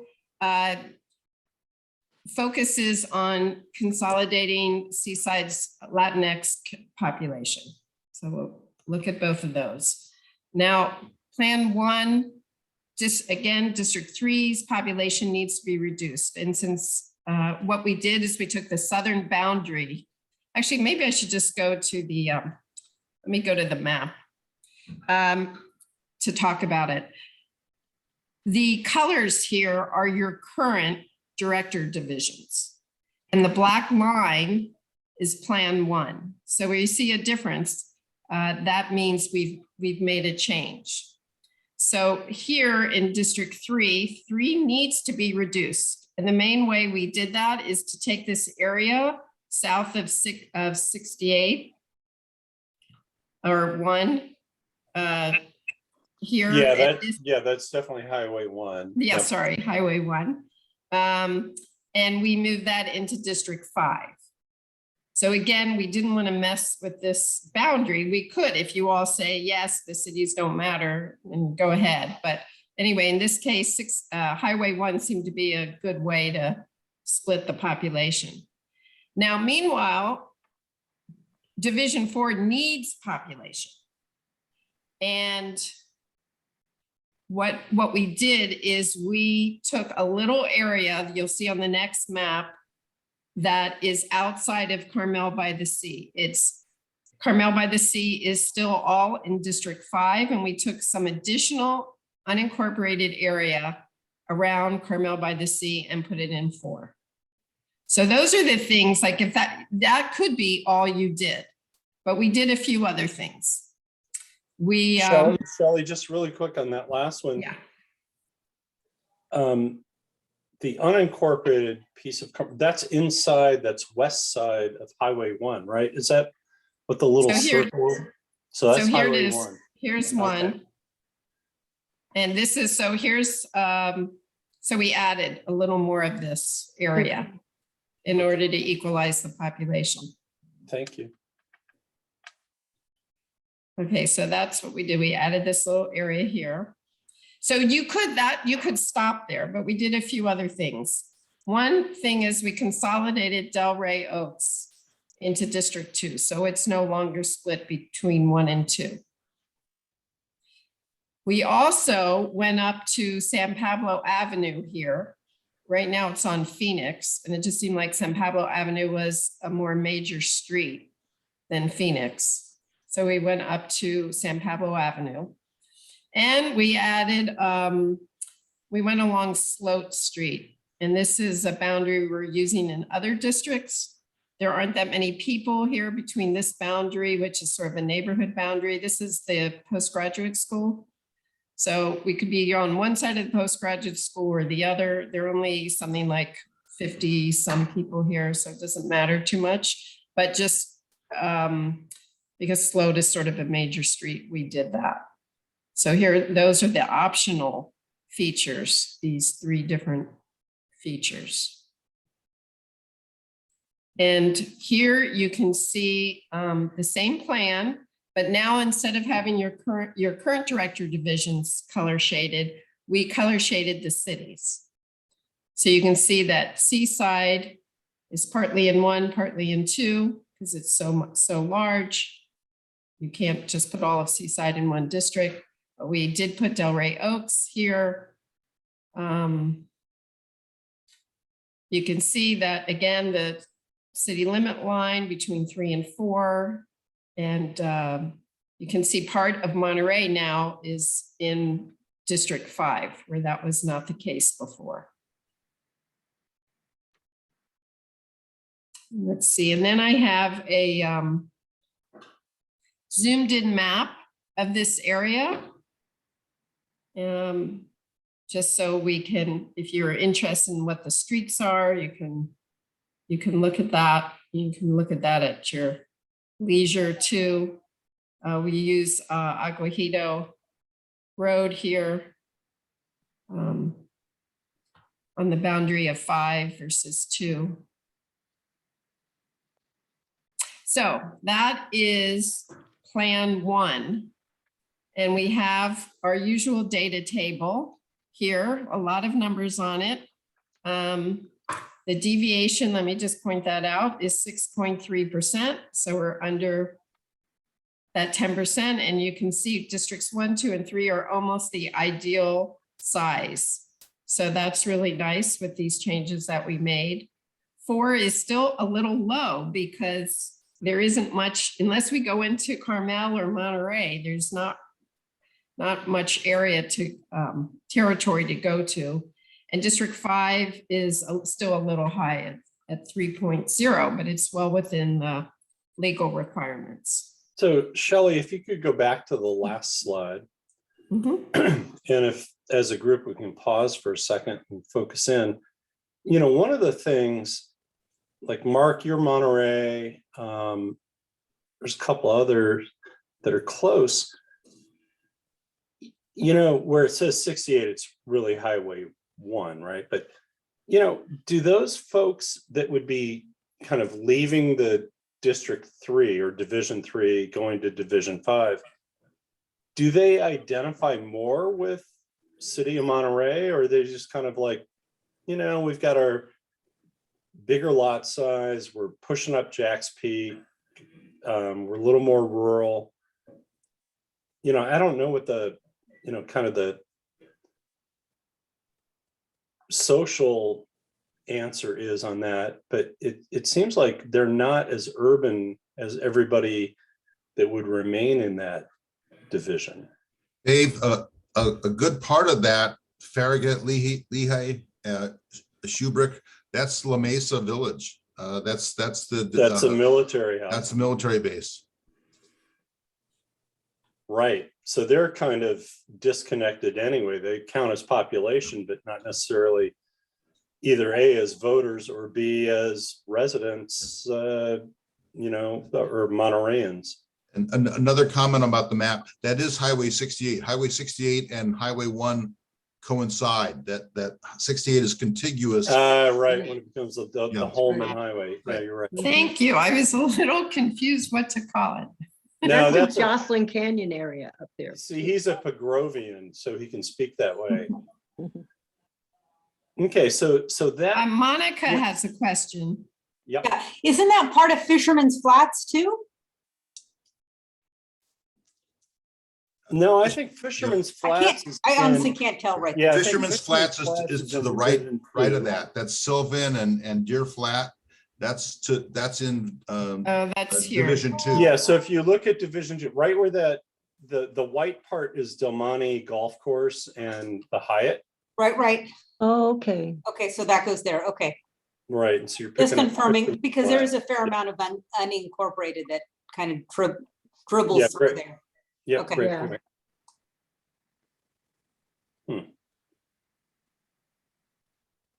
Carry on.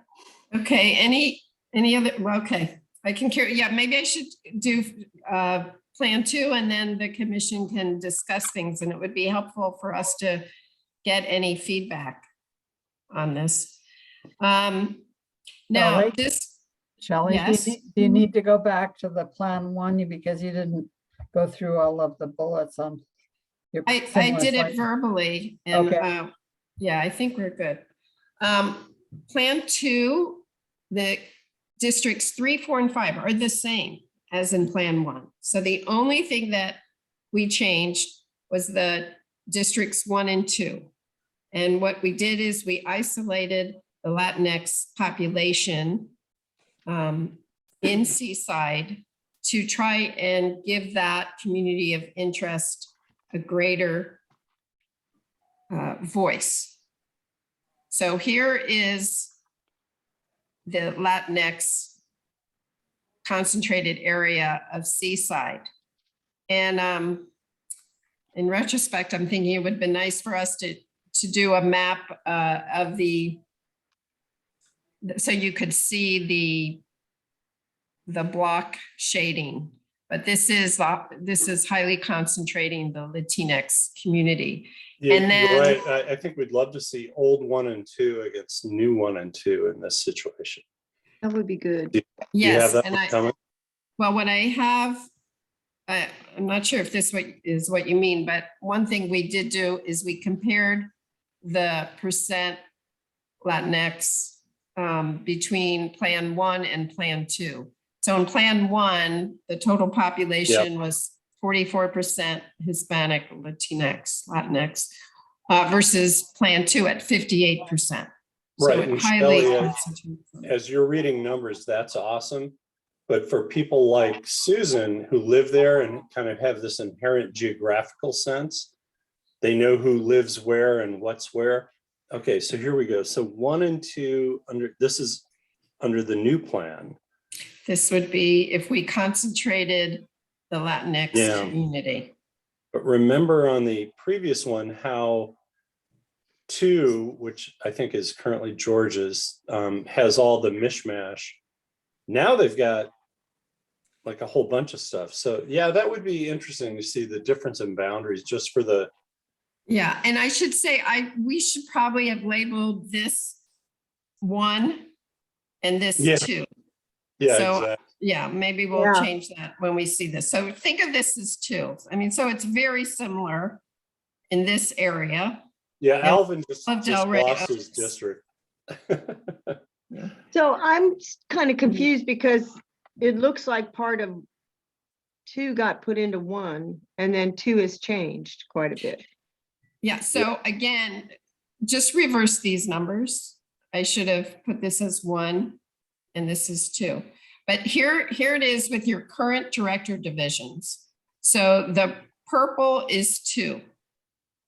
This is your current director divisions. Mhm. And District 1 is this turquoise. So this is a big change to these districts, right?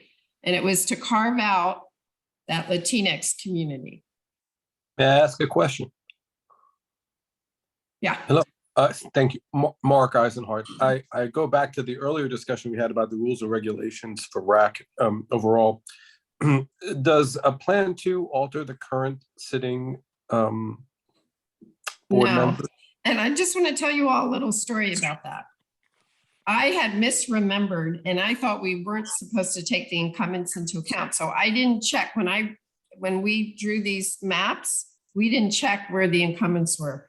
And then I realized that we were supposed to take them into account. And fortunately, they are all in their districts. Okay, thank you. But we would have to replace these numbers. This would be District 1 and this would be District 2. I Understood. see. Okay, now that makes more sense. So Okay. I'm sorry about Okay. and you can see from, this coloring, I mean, Does Alvin live in that area? Wait, Yeah, That time? so well, Alvin must live in the taupe or the greenish area of what's currently labeled somebody lives 2. right here. Alvin, put your thumb up or hand raise. I know you're there. We want to hear from Alvin. Where do you I don't live? think we can. No, I think he's And then here. somebody else lives somewhere around here. So everybody was in their district, thankfully. I'd like to make a comment about this plan. The reason to redraw the boundaries quite a bit there is to respect the Latinx community of interest. They've been very vocal in our work for other jurisdictions about wanting to have an election district that where they have a lot of influence. Yeah. It's just not just because they're protected group members. It's because they have been vocal and testified about being a community of interest. So, in your opinion, as a demographer, would enabling the Latinx community to have a more cohesive voice in this division have any negative impact on the African American community who I have has, that question as well. Yeah, spent a long it time does. developing their voice? So. I know, and it's awkward because the African American community is here and then above here as well. So if you go to, let me go to the data table for Plan 1. So here's Plan 1, and you see that the African American community is in District 1 at 9%. Everybody see that? Right. They're concentrated. But in Plan 2. Plan 2, they're split between Yes. 1 and 2. Now I have to say, because of their numbers, I just from a Voting Rights Act perspective, the Latinx community, if you had to choose, they're more numerous.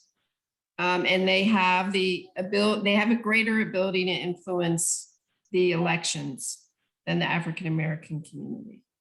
But the African American community has been pretty vocal too, especially those living in the seaside area. Yes, they are. They're very Yes. active.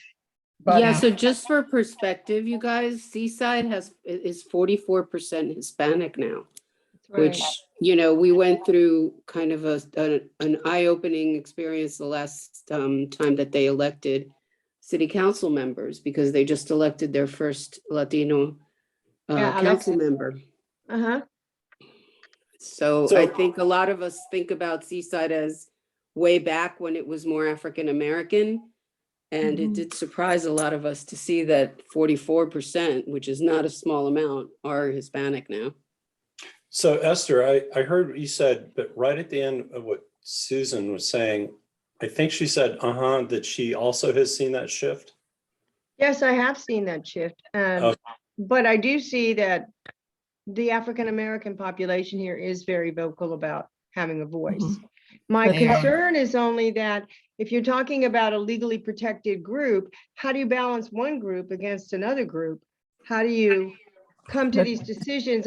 It's just more of an informational thing. How do you determine that?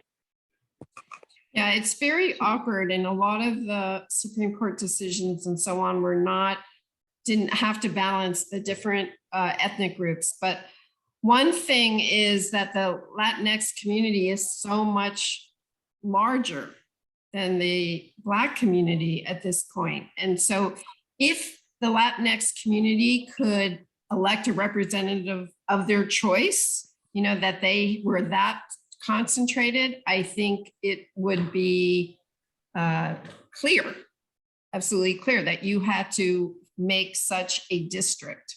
That's sort of what the Federal Voting Rights Act says. If you, if you're 50% plus one CVAP, then that district should be drawn that way. But the Latinx is not that. They are weaker than that.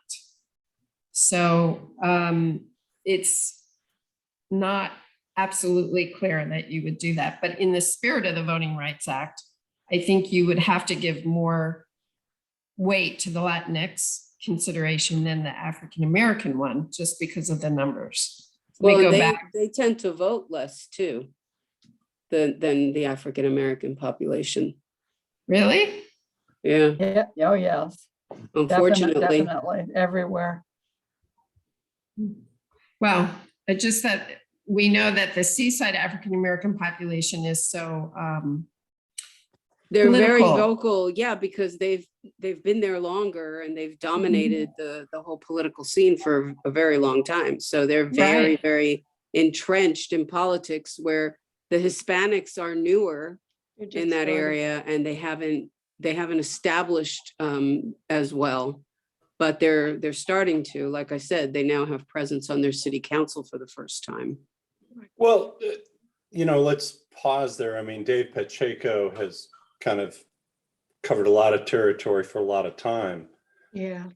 But I do believe you are correct in that the proportional influence of African American in Seaside has been greater than the Latinx proportional influence. And I think you've seen that in the mayor and certain city council members and so forth. So I think that, and it derives a lot from the churches and a lot of the community organization that there's just maybe more unification that translates to voting.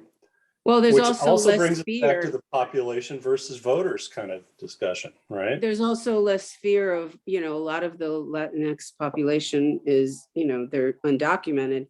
So No, that, yeah. that spills over as well to how much they participate in general.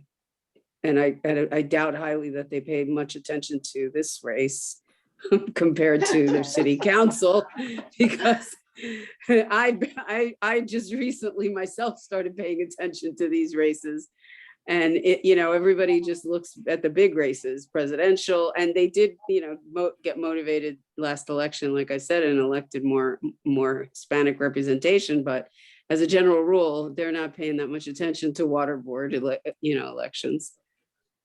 I have to also say a lot of progressives voted for Alexis in Seaside. So there was a lot of crossover vote as well. Yeah, he did a really good him. job. He did a really good job outreaching. He did. And Yeah. I supported him. Yeah, I did too. I endorsed Yeah. him. I worked with his campaign. Yeah, he's a good guy. So I anyway, want to point out something very interesting that I just noticed. If you look at the CVAP, African Americans are 13% and 5%.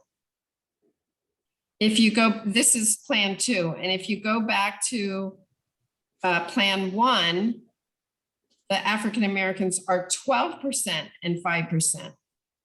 okay, it flips. So you actually are very similar, and actually even higher in Plan 2 for the African Americans. And it's because in this district, the Latinx community many of them are not citizens. And so this gives them a higher percentage. So I think actually looking at this data, we're okay in that respect as well. Just if we looked at the numbers. So I have a question to ask, because District 2 primarily was a hodgepodge, but it very much took into its district a lot of the businesses in Seaside, the business district.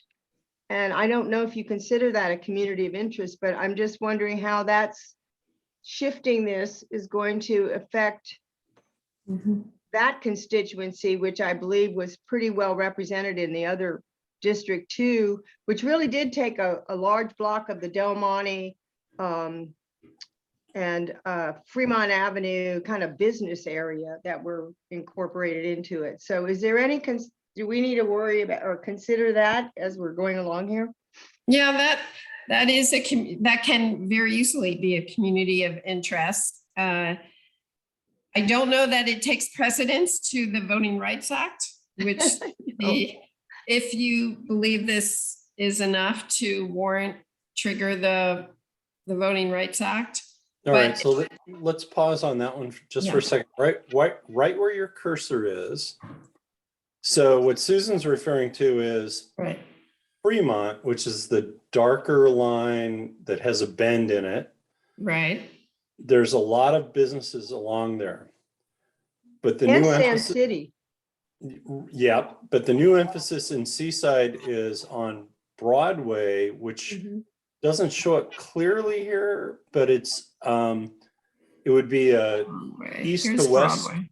Yeah. Okay, there we go.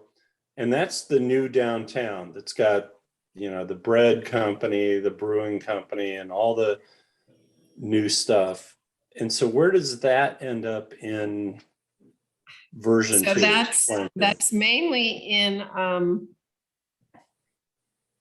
in district or in this. Oh, like Latinx. entirely. No, it's Oh, entirely. okay. Yeah, there you go. So it's a So Latinx this and is going to be business useful. community. If we're going to look at these two plans, toggling between 1 and 2 just geographically is going to help some people who know what, you know, what's there physically.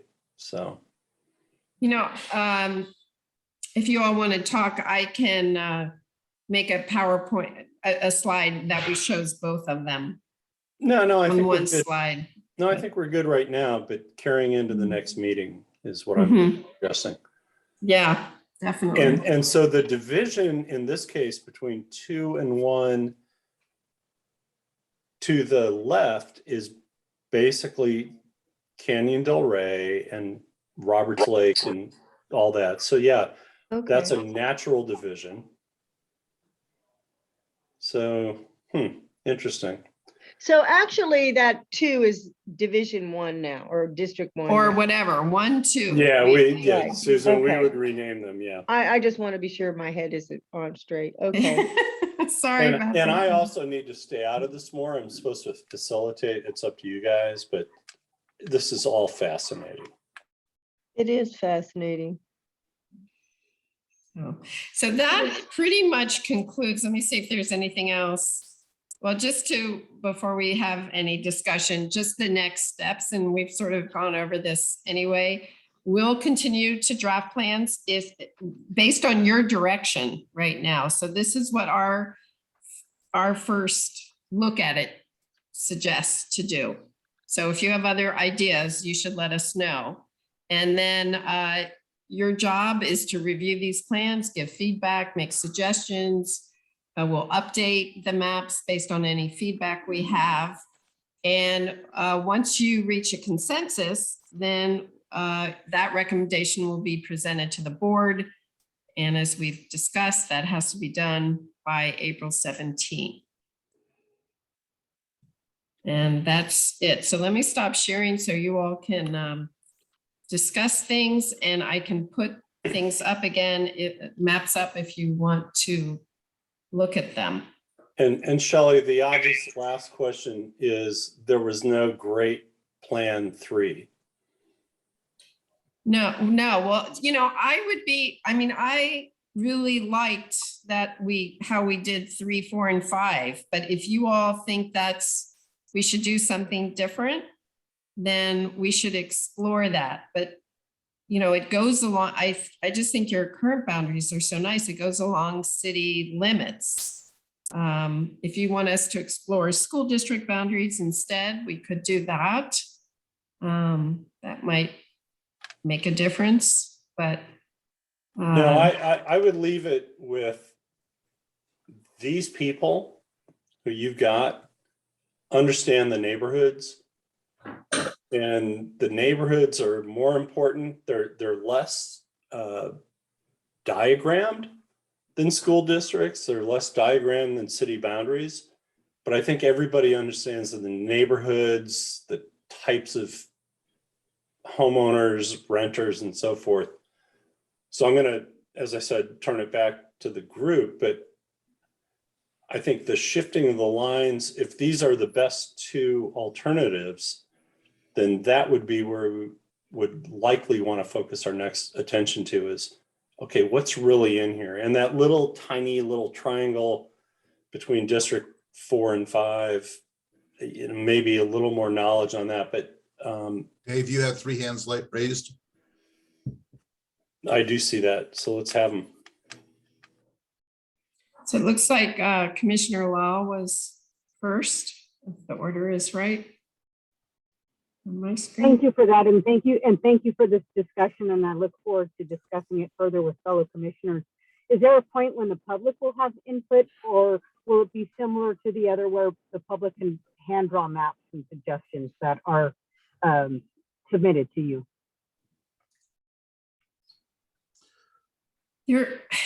I would be surprised if the public submitted a map. They're certainly welcome to submit a map, but we don't have any No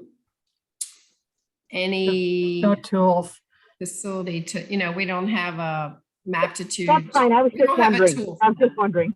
And Yeah. excuse me, this is Dave Laredo. We need to take public comment at every meeting. So the public will have a ability to comment on what is before the commission.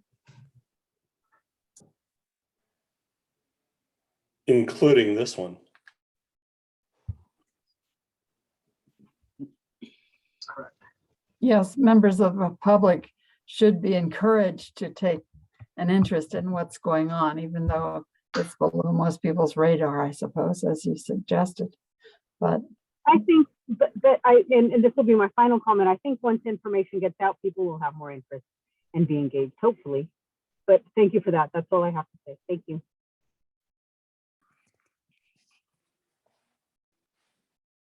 So it looks like Commissioner Malkin is next.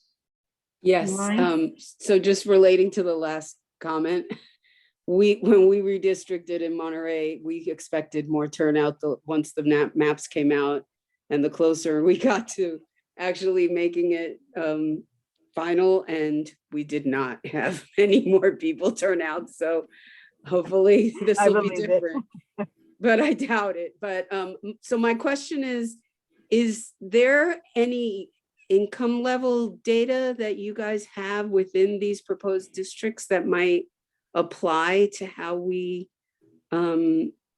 decide on, where the lines should be? Like, does that matter at all? I think they're probably highly correlated with Latinx district that we drew. Well, yes and no, because you do have a lot of low income people that are not Hispanic, Mhm. especially in the current economic the situation. measures, Yeah, we have data American- by, what I'd suggest is probably census tract rather than block group, but we could this look is at the American census. Community Survey that we were talking about before, which is the source of the CVAP estimates also. So if you'd like, we could do a census tract map looking at median household income. That might be useful. That's something. Yeah, I'm just curious about that because, the middle class is fading fast. And so that makes a difference. And on, this side of the area that we're talking about being Monterey Seaside side, where this tends to be the lower income areas, Mhm. also known as more affordable. Right. But I think that would be valuable because of if we can't track renter data, if we know that renters don't have the income levels typically to purchase homes, especially now, so that might give us a better sense. The American Community Survey does provide estimates of renter versus owner occupied. So I mean, that, we have that, we can get that. yes, It's just so that when for you go to the tracts. block group, it's pretty bad, and Yeah. tracks are iffy, but a little better than at least the block group. It's just a suggestion because, Yeah. the lower the income, the less representation typically, as well as the less voter turnout.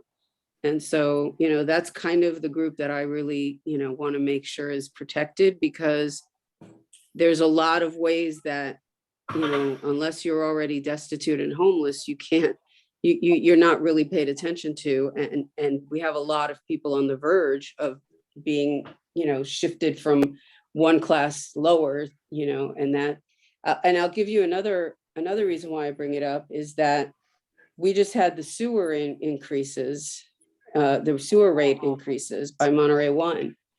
And I mean, none of the people that I spoke to realized that everybody pays the same sewer rate. It doesn't matter the size of the house you have. And a lot of renters don't realize that. And I guarantee you, if they knew, they would not be happy that they're paying the same for, you know, a 1 bathroom versus a 3 or 4. And so that's why I'm wondering if income levels might matter in the conversation a little bit.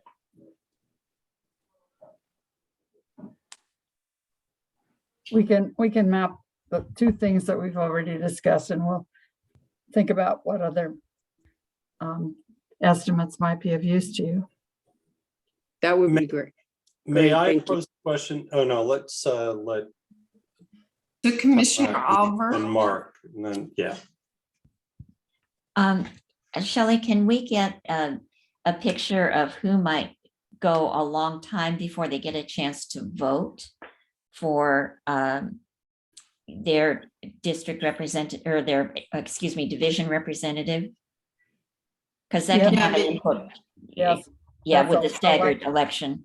Election Okay, we all cycles, have that for information for each next plan, time. yeah. Yeah, thank you.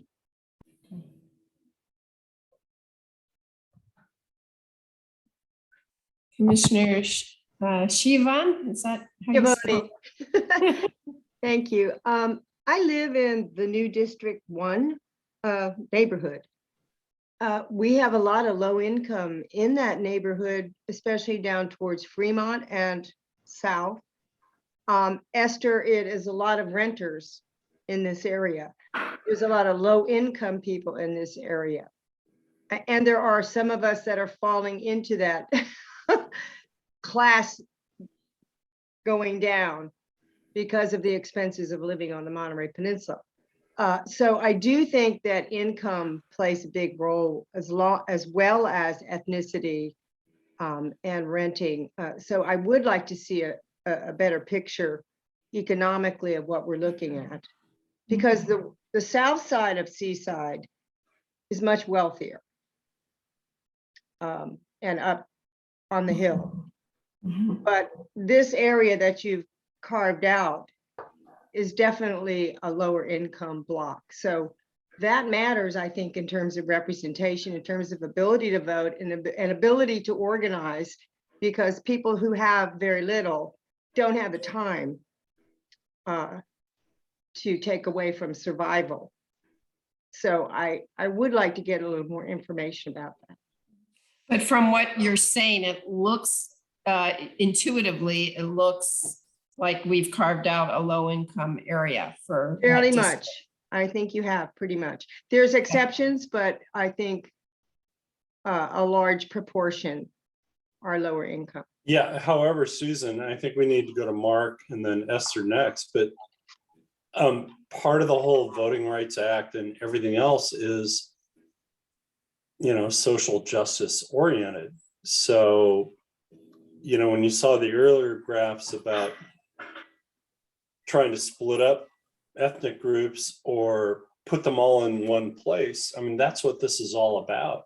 So I guess your question is fundamental. If you move an entire voting division to a lower income group, on the one hand, their affinity is all met. On the other hand, do they have the influences of business or, you know, like in our case, hospitality? If they want something that will drive economic development and you've taken that away, then they're disenfranchised from that standpoint. So That's why I mentioned the get that, business, the business district being pulled away from that.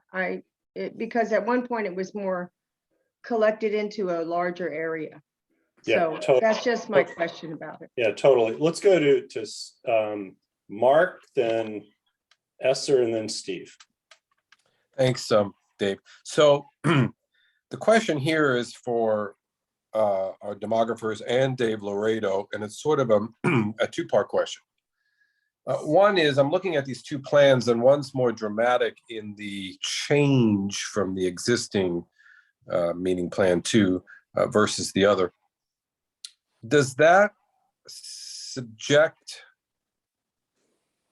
the plan or the redistricting plan? Does Plan 2 is it more subject to legal scrutiny because here we are being presented with two different plans, and one's much more dramatic of a change than the other?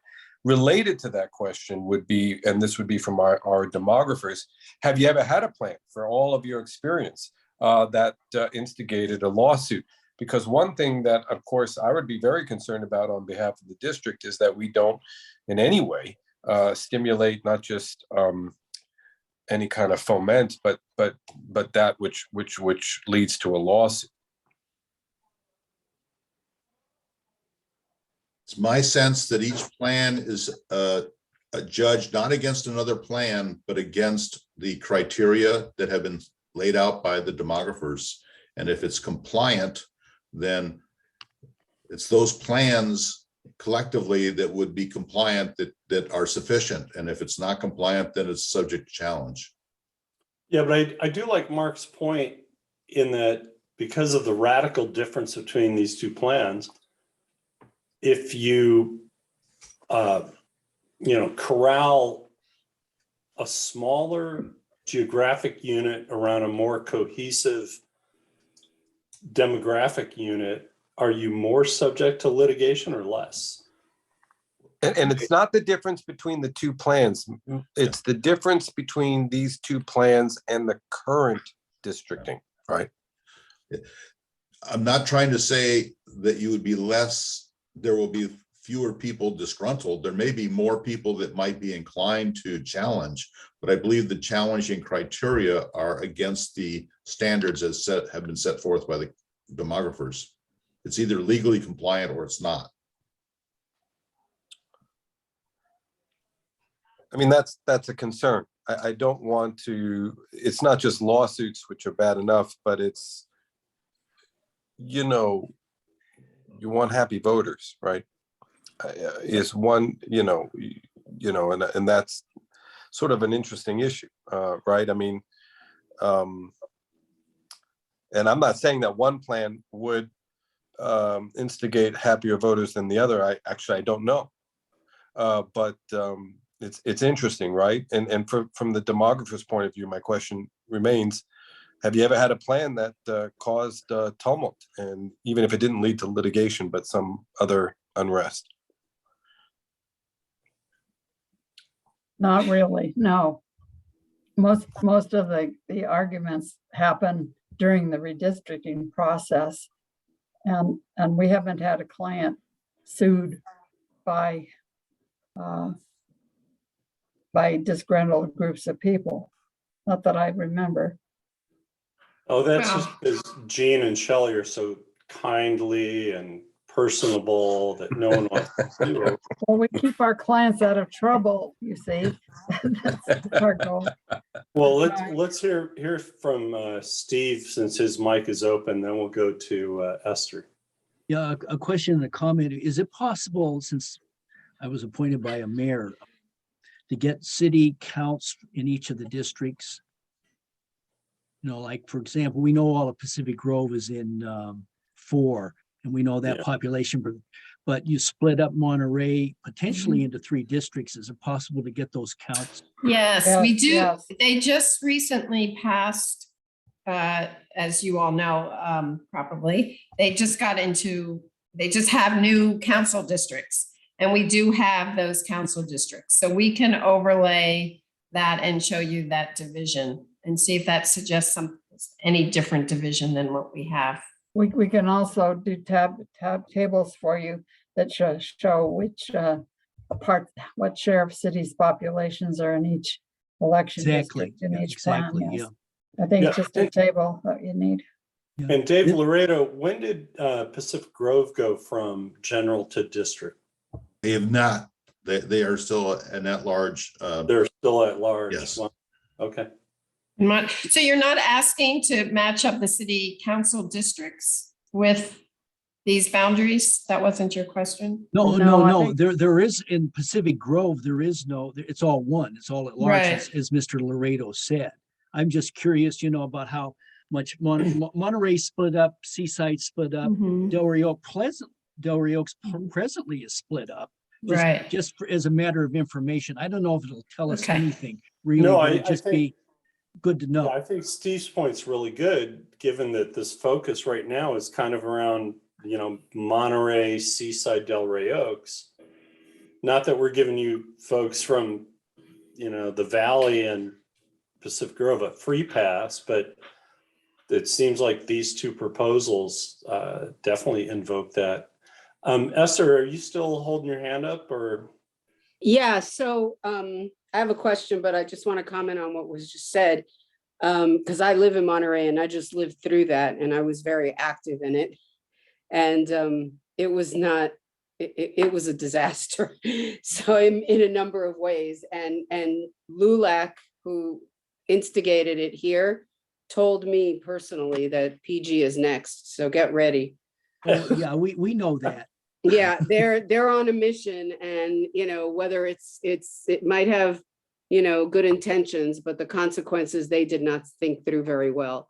And one of the reasons I say that leads me to the question I have now. How does the sequencing of when the next districts can vote take into account the areas that have been least represented by the Hispanic? I'm not sure, like with the Monterey one, they put the district that's the lowest income district that never had anybody sit on a city council. They put that district to vote in 2024. Yeah. Yeah. And that was but- a mess. but- Jean, can I answer this? In this case, because the incumbents are in each district, we would put the actual election cycle based on the incumbent when that Okay. incumbent is up. Okay, so yeah, that makes sense. Sorry, I just wanted to clarify that because it was such a disaster over here that, it's counterintuitive. You're sitting here trying to help a particular group of people, but then you don't allow them to vote in the first election that they possibly could vote in. So I just wanted to, bring that up. Thank you. But in PG, their communities are aging hippies, newbies with teardowns. What's the other one, Dave? That's not just Pacific Grove. Monterey Oh. is that too. Okay.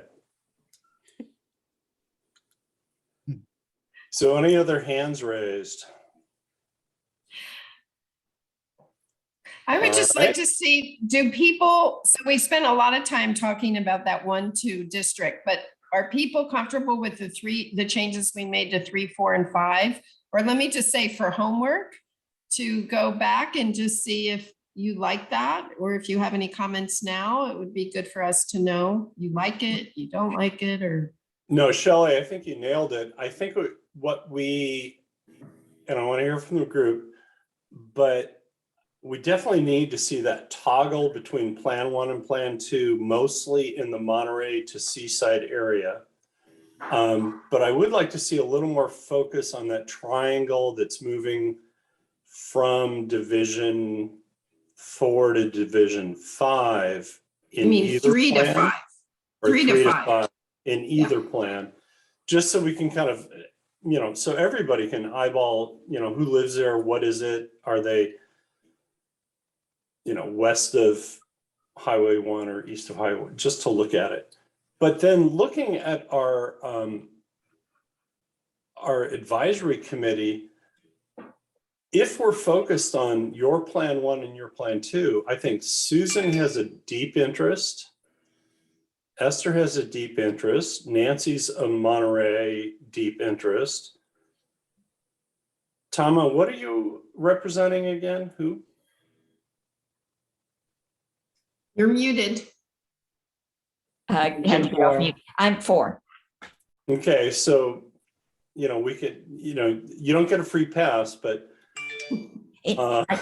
Yeah, I certainly recognize yeah. the And impact. Merlene's up the valley, right? So, and then Mark is Monterey. Troy, you're kind of, there's certain of us who are being a little left behind. And then Monica's got to balance her appointment versus her job, as, her relationship with the chamber, which it gets affected. But I think down the whole, there's still a vast majority of you who are affected, even if we're only talking about 2 divisions. So we should get some maps that we can toggle and bring that back. Excuse me. I No. urge the commissioners to do the homework that Shelley suggested, and at the next meeting, be prepared to advance your concerns and questions so that we don't need to speculate about who feels what about this and that. It would be very helpful for the commissioners to be able to discuss this among themselves as well as state their own opinions.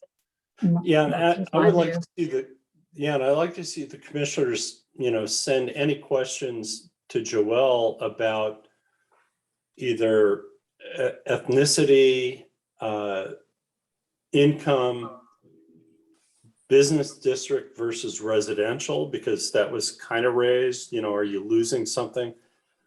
I'm not thinking school districts truly weigh in, but we do have a very interestingly divided community between 2 rich school districts and 2 average school districts financially. That's not academically, it's not a statement. Yeah, so send the messages in so we can give Gene and Shelley some lead time if they want to parse numbers deeper. I think in our experience, any questions like this need to be shared with the public also. Yeah. They need to be kept appraised of what's happening. And the commissioners need to discuss among themselves what they think is important. So I think with all due respect that maybe the commissioners should be prepared to do more talking at the next meeting, maybe even this meeting. And we have 2 hands right now. Yeah, let's, Joelle, if you'd bring in Esther again, and then we'll go to Monica. So I just, no, I have 2 questions. I want to just I want you to repeat the homework that we have assigned to us. And also, just FYI, I've posted the meeting announcements. I asked Joel for them a couple of days ago and he got them to me right away. I've posted them on nextdoor.com because I find that social media website really focuses on specific neighborhoods. And I would suggest if you guys can, might want to do the same. I will tell you, I got 0 response, but at least it was targeted to specific neighborhoods that maybe it'll catch that's because the stabbing was far more interesting. Yeah, you saw that.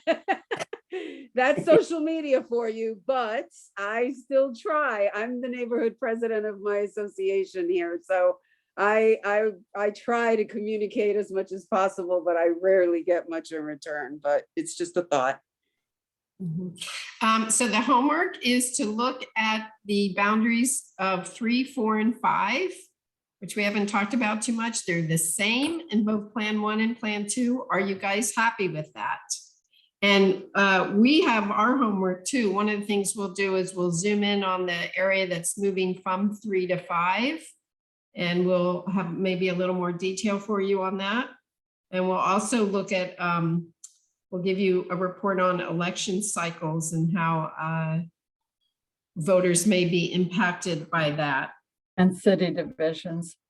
The city divisions, and we'll also give you maps of median household income and renters overlaid on these plans as well. But your homework is look at the boundaries, see if they make sense to you, especially 3, 4, 5. And then we'll probably be discussing 1 and 2 more. Yeah, I think Monica still has her hand up.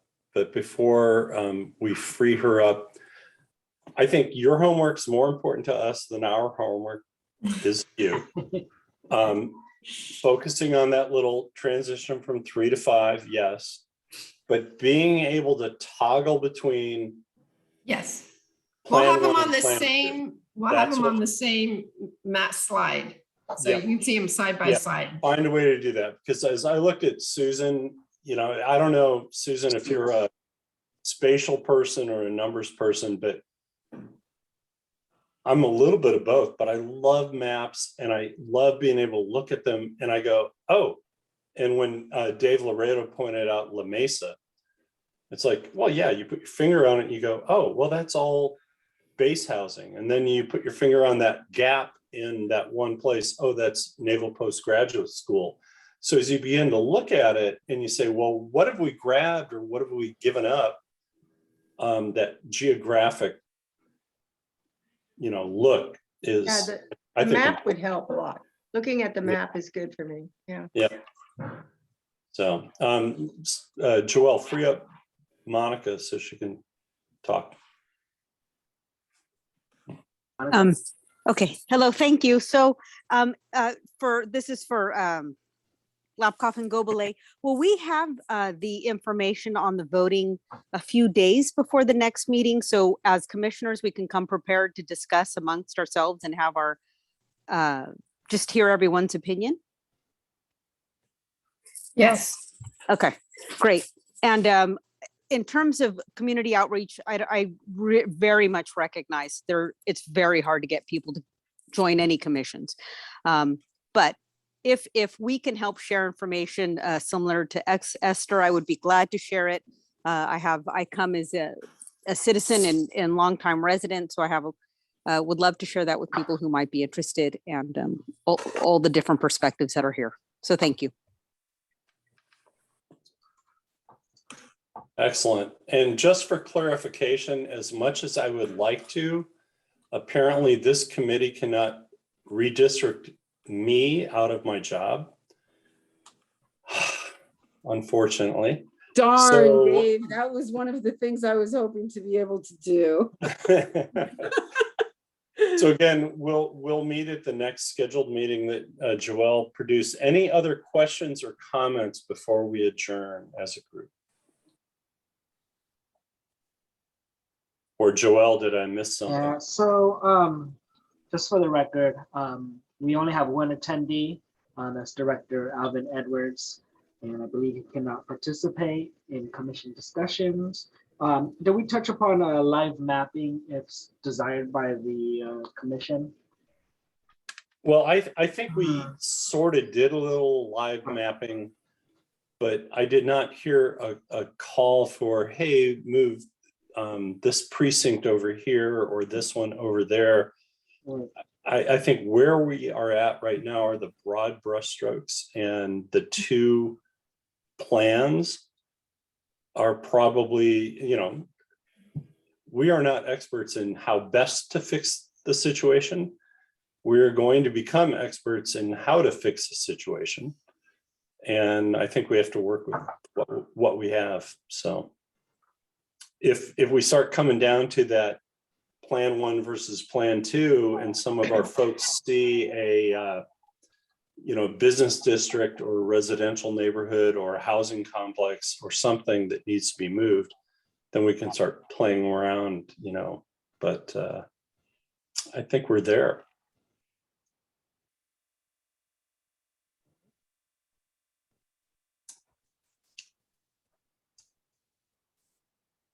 We've taken care of everything on today's agenda. We could move to adjourn. All right, any final questions or comments from our commissioners? Happy Valentine's Day. We truly appreciate your service. Sorry we went long, but This was good conversation though to have. I'm happy to be here and grateful that everyone's willing to, you know, put the time in to do this, because it is hard to get people to participate.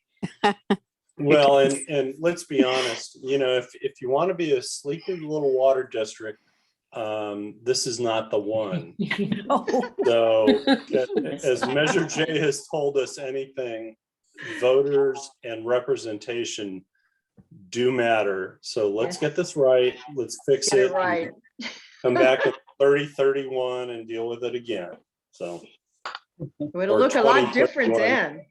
yeah, I won't be there in 3031, but 2030.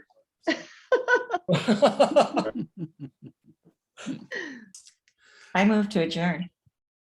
I'll I second it. second. By acclamation. All right. Thank Thank you, you. everybody. Happy Valentine's Happy Day. Thank you. Valentine's. Bye-bye. Bye.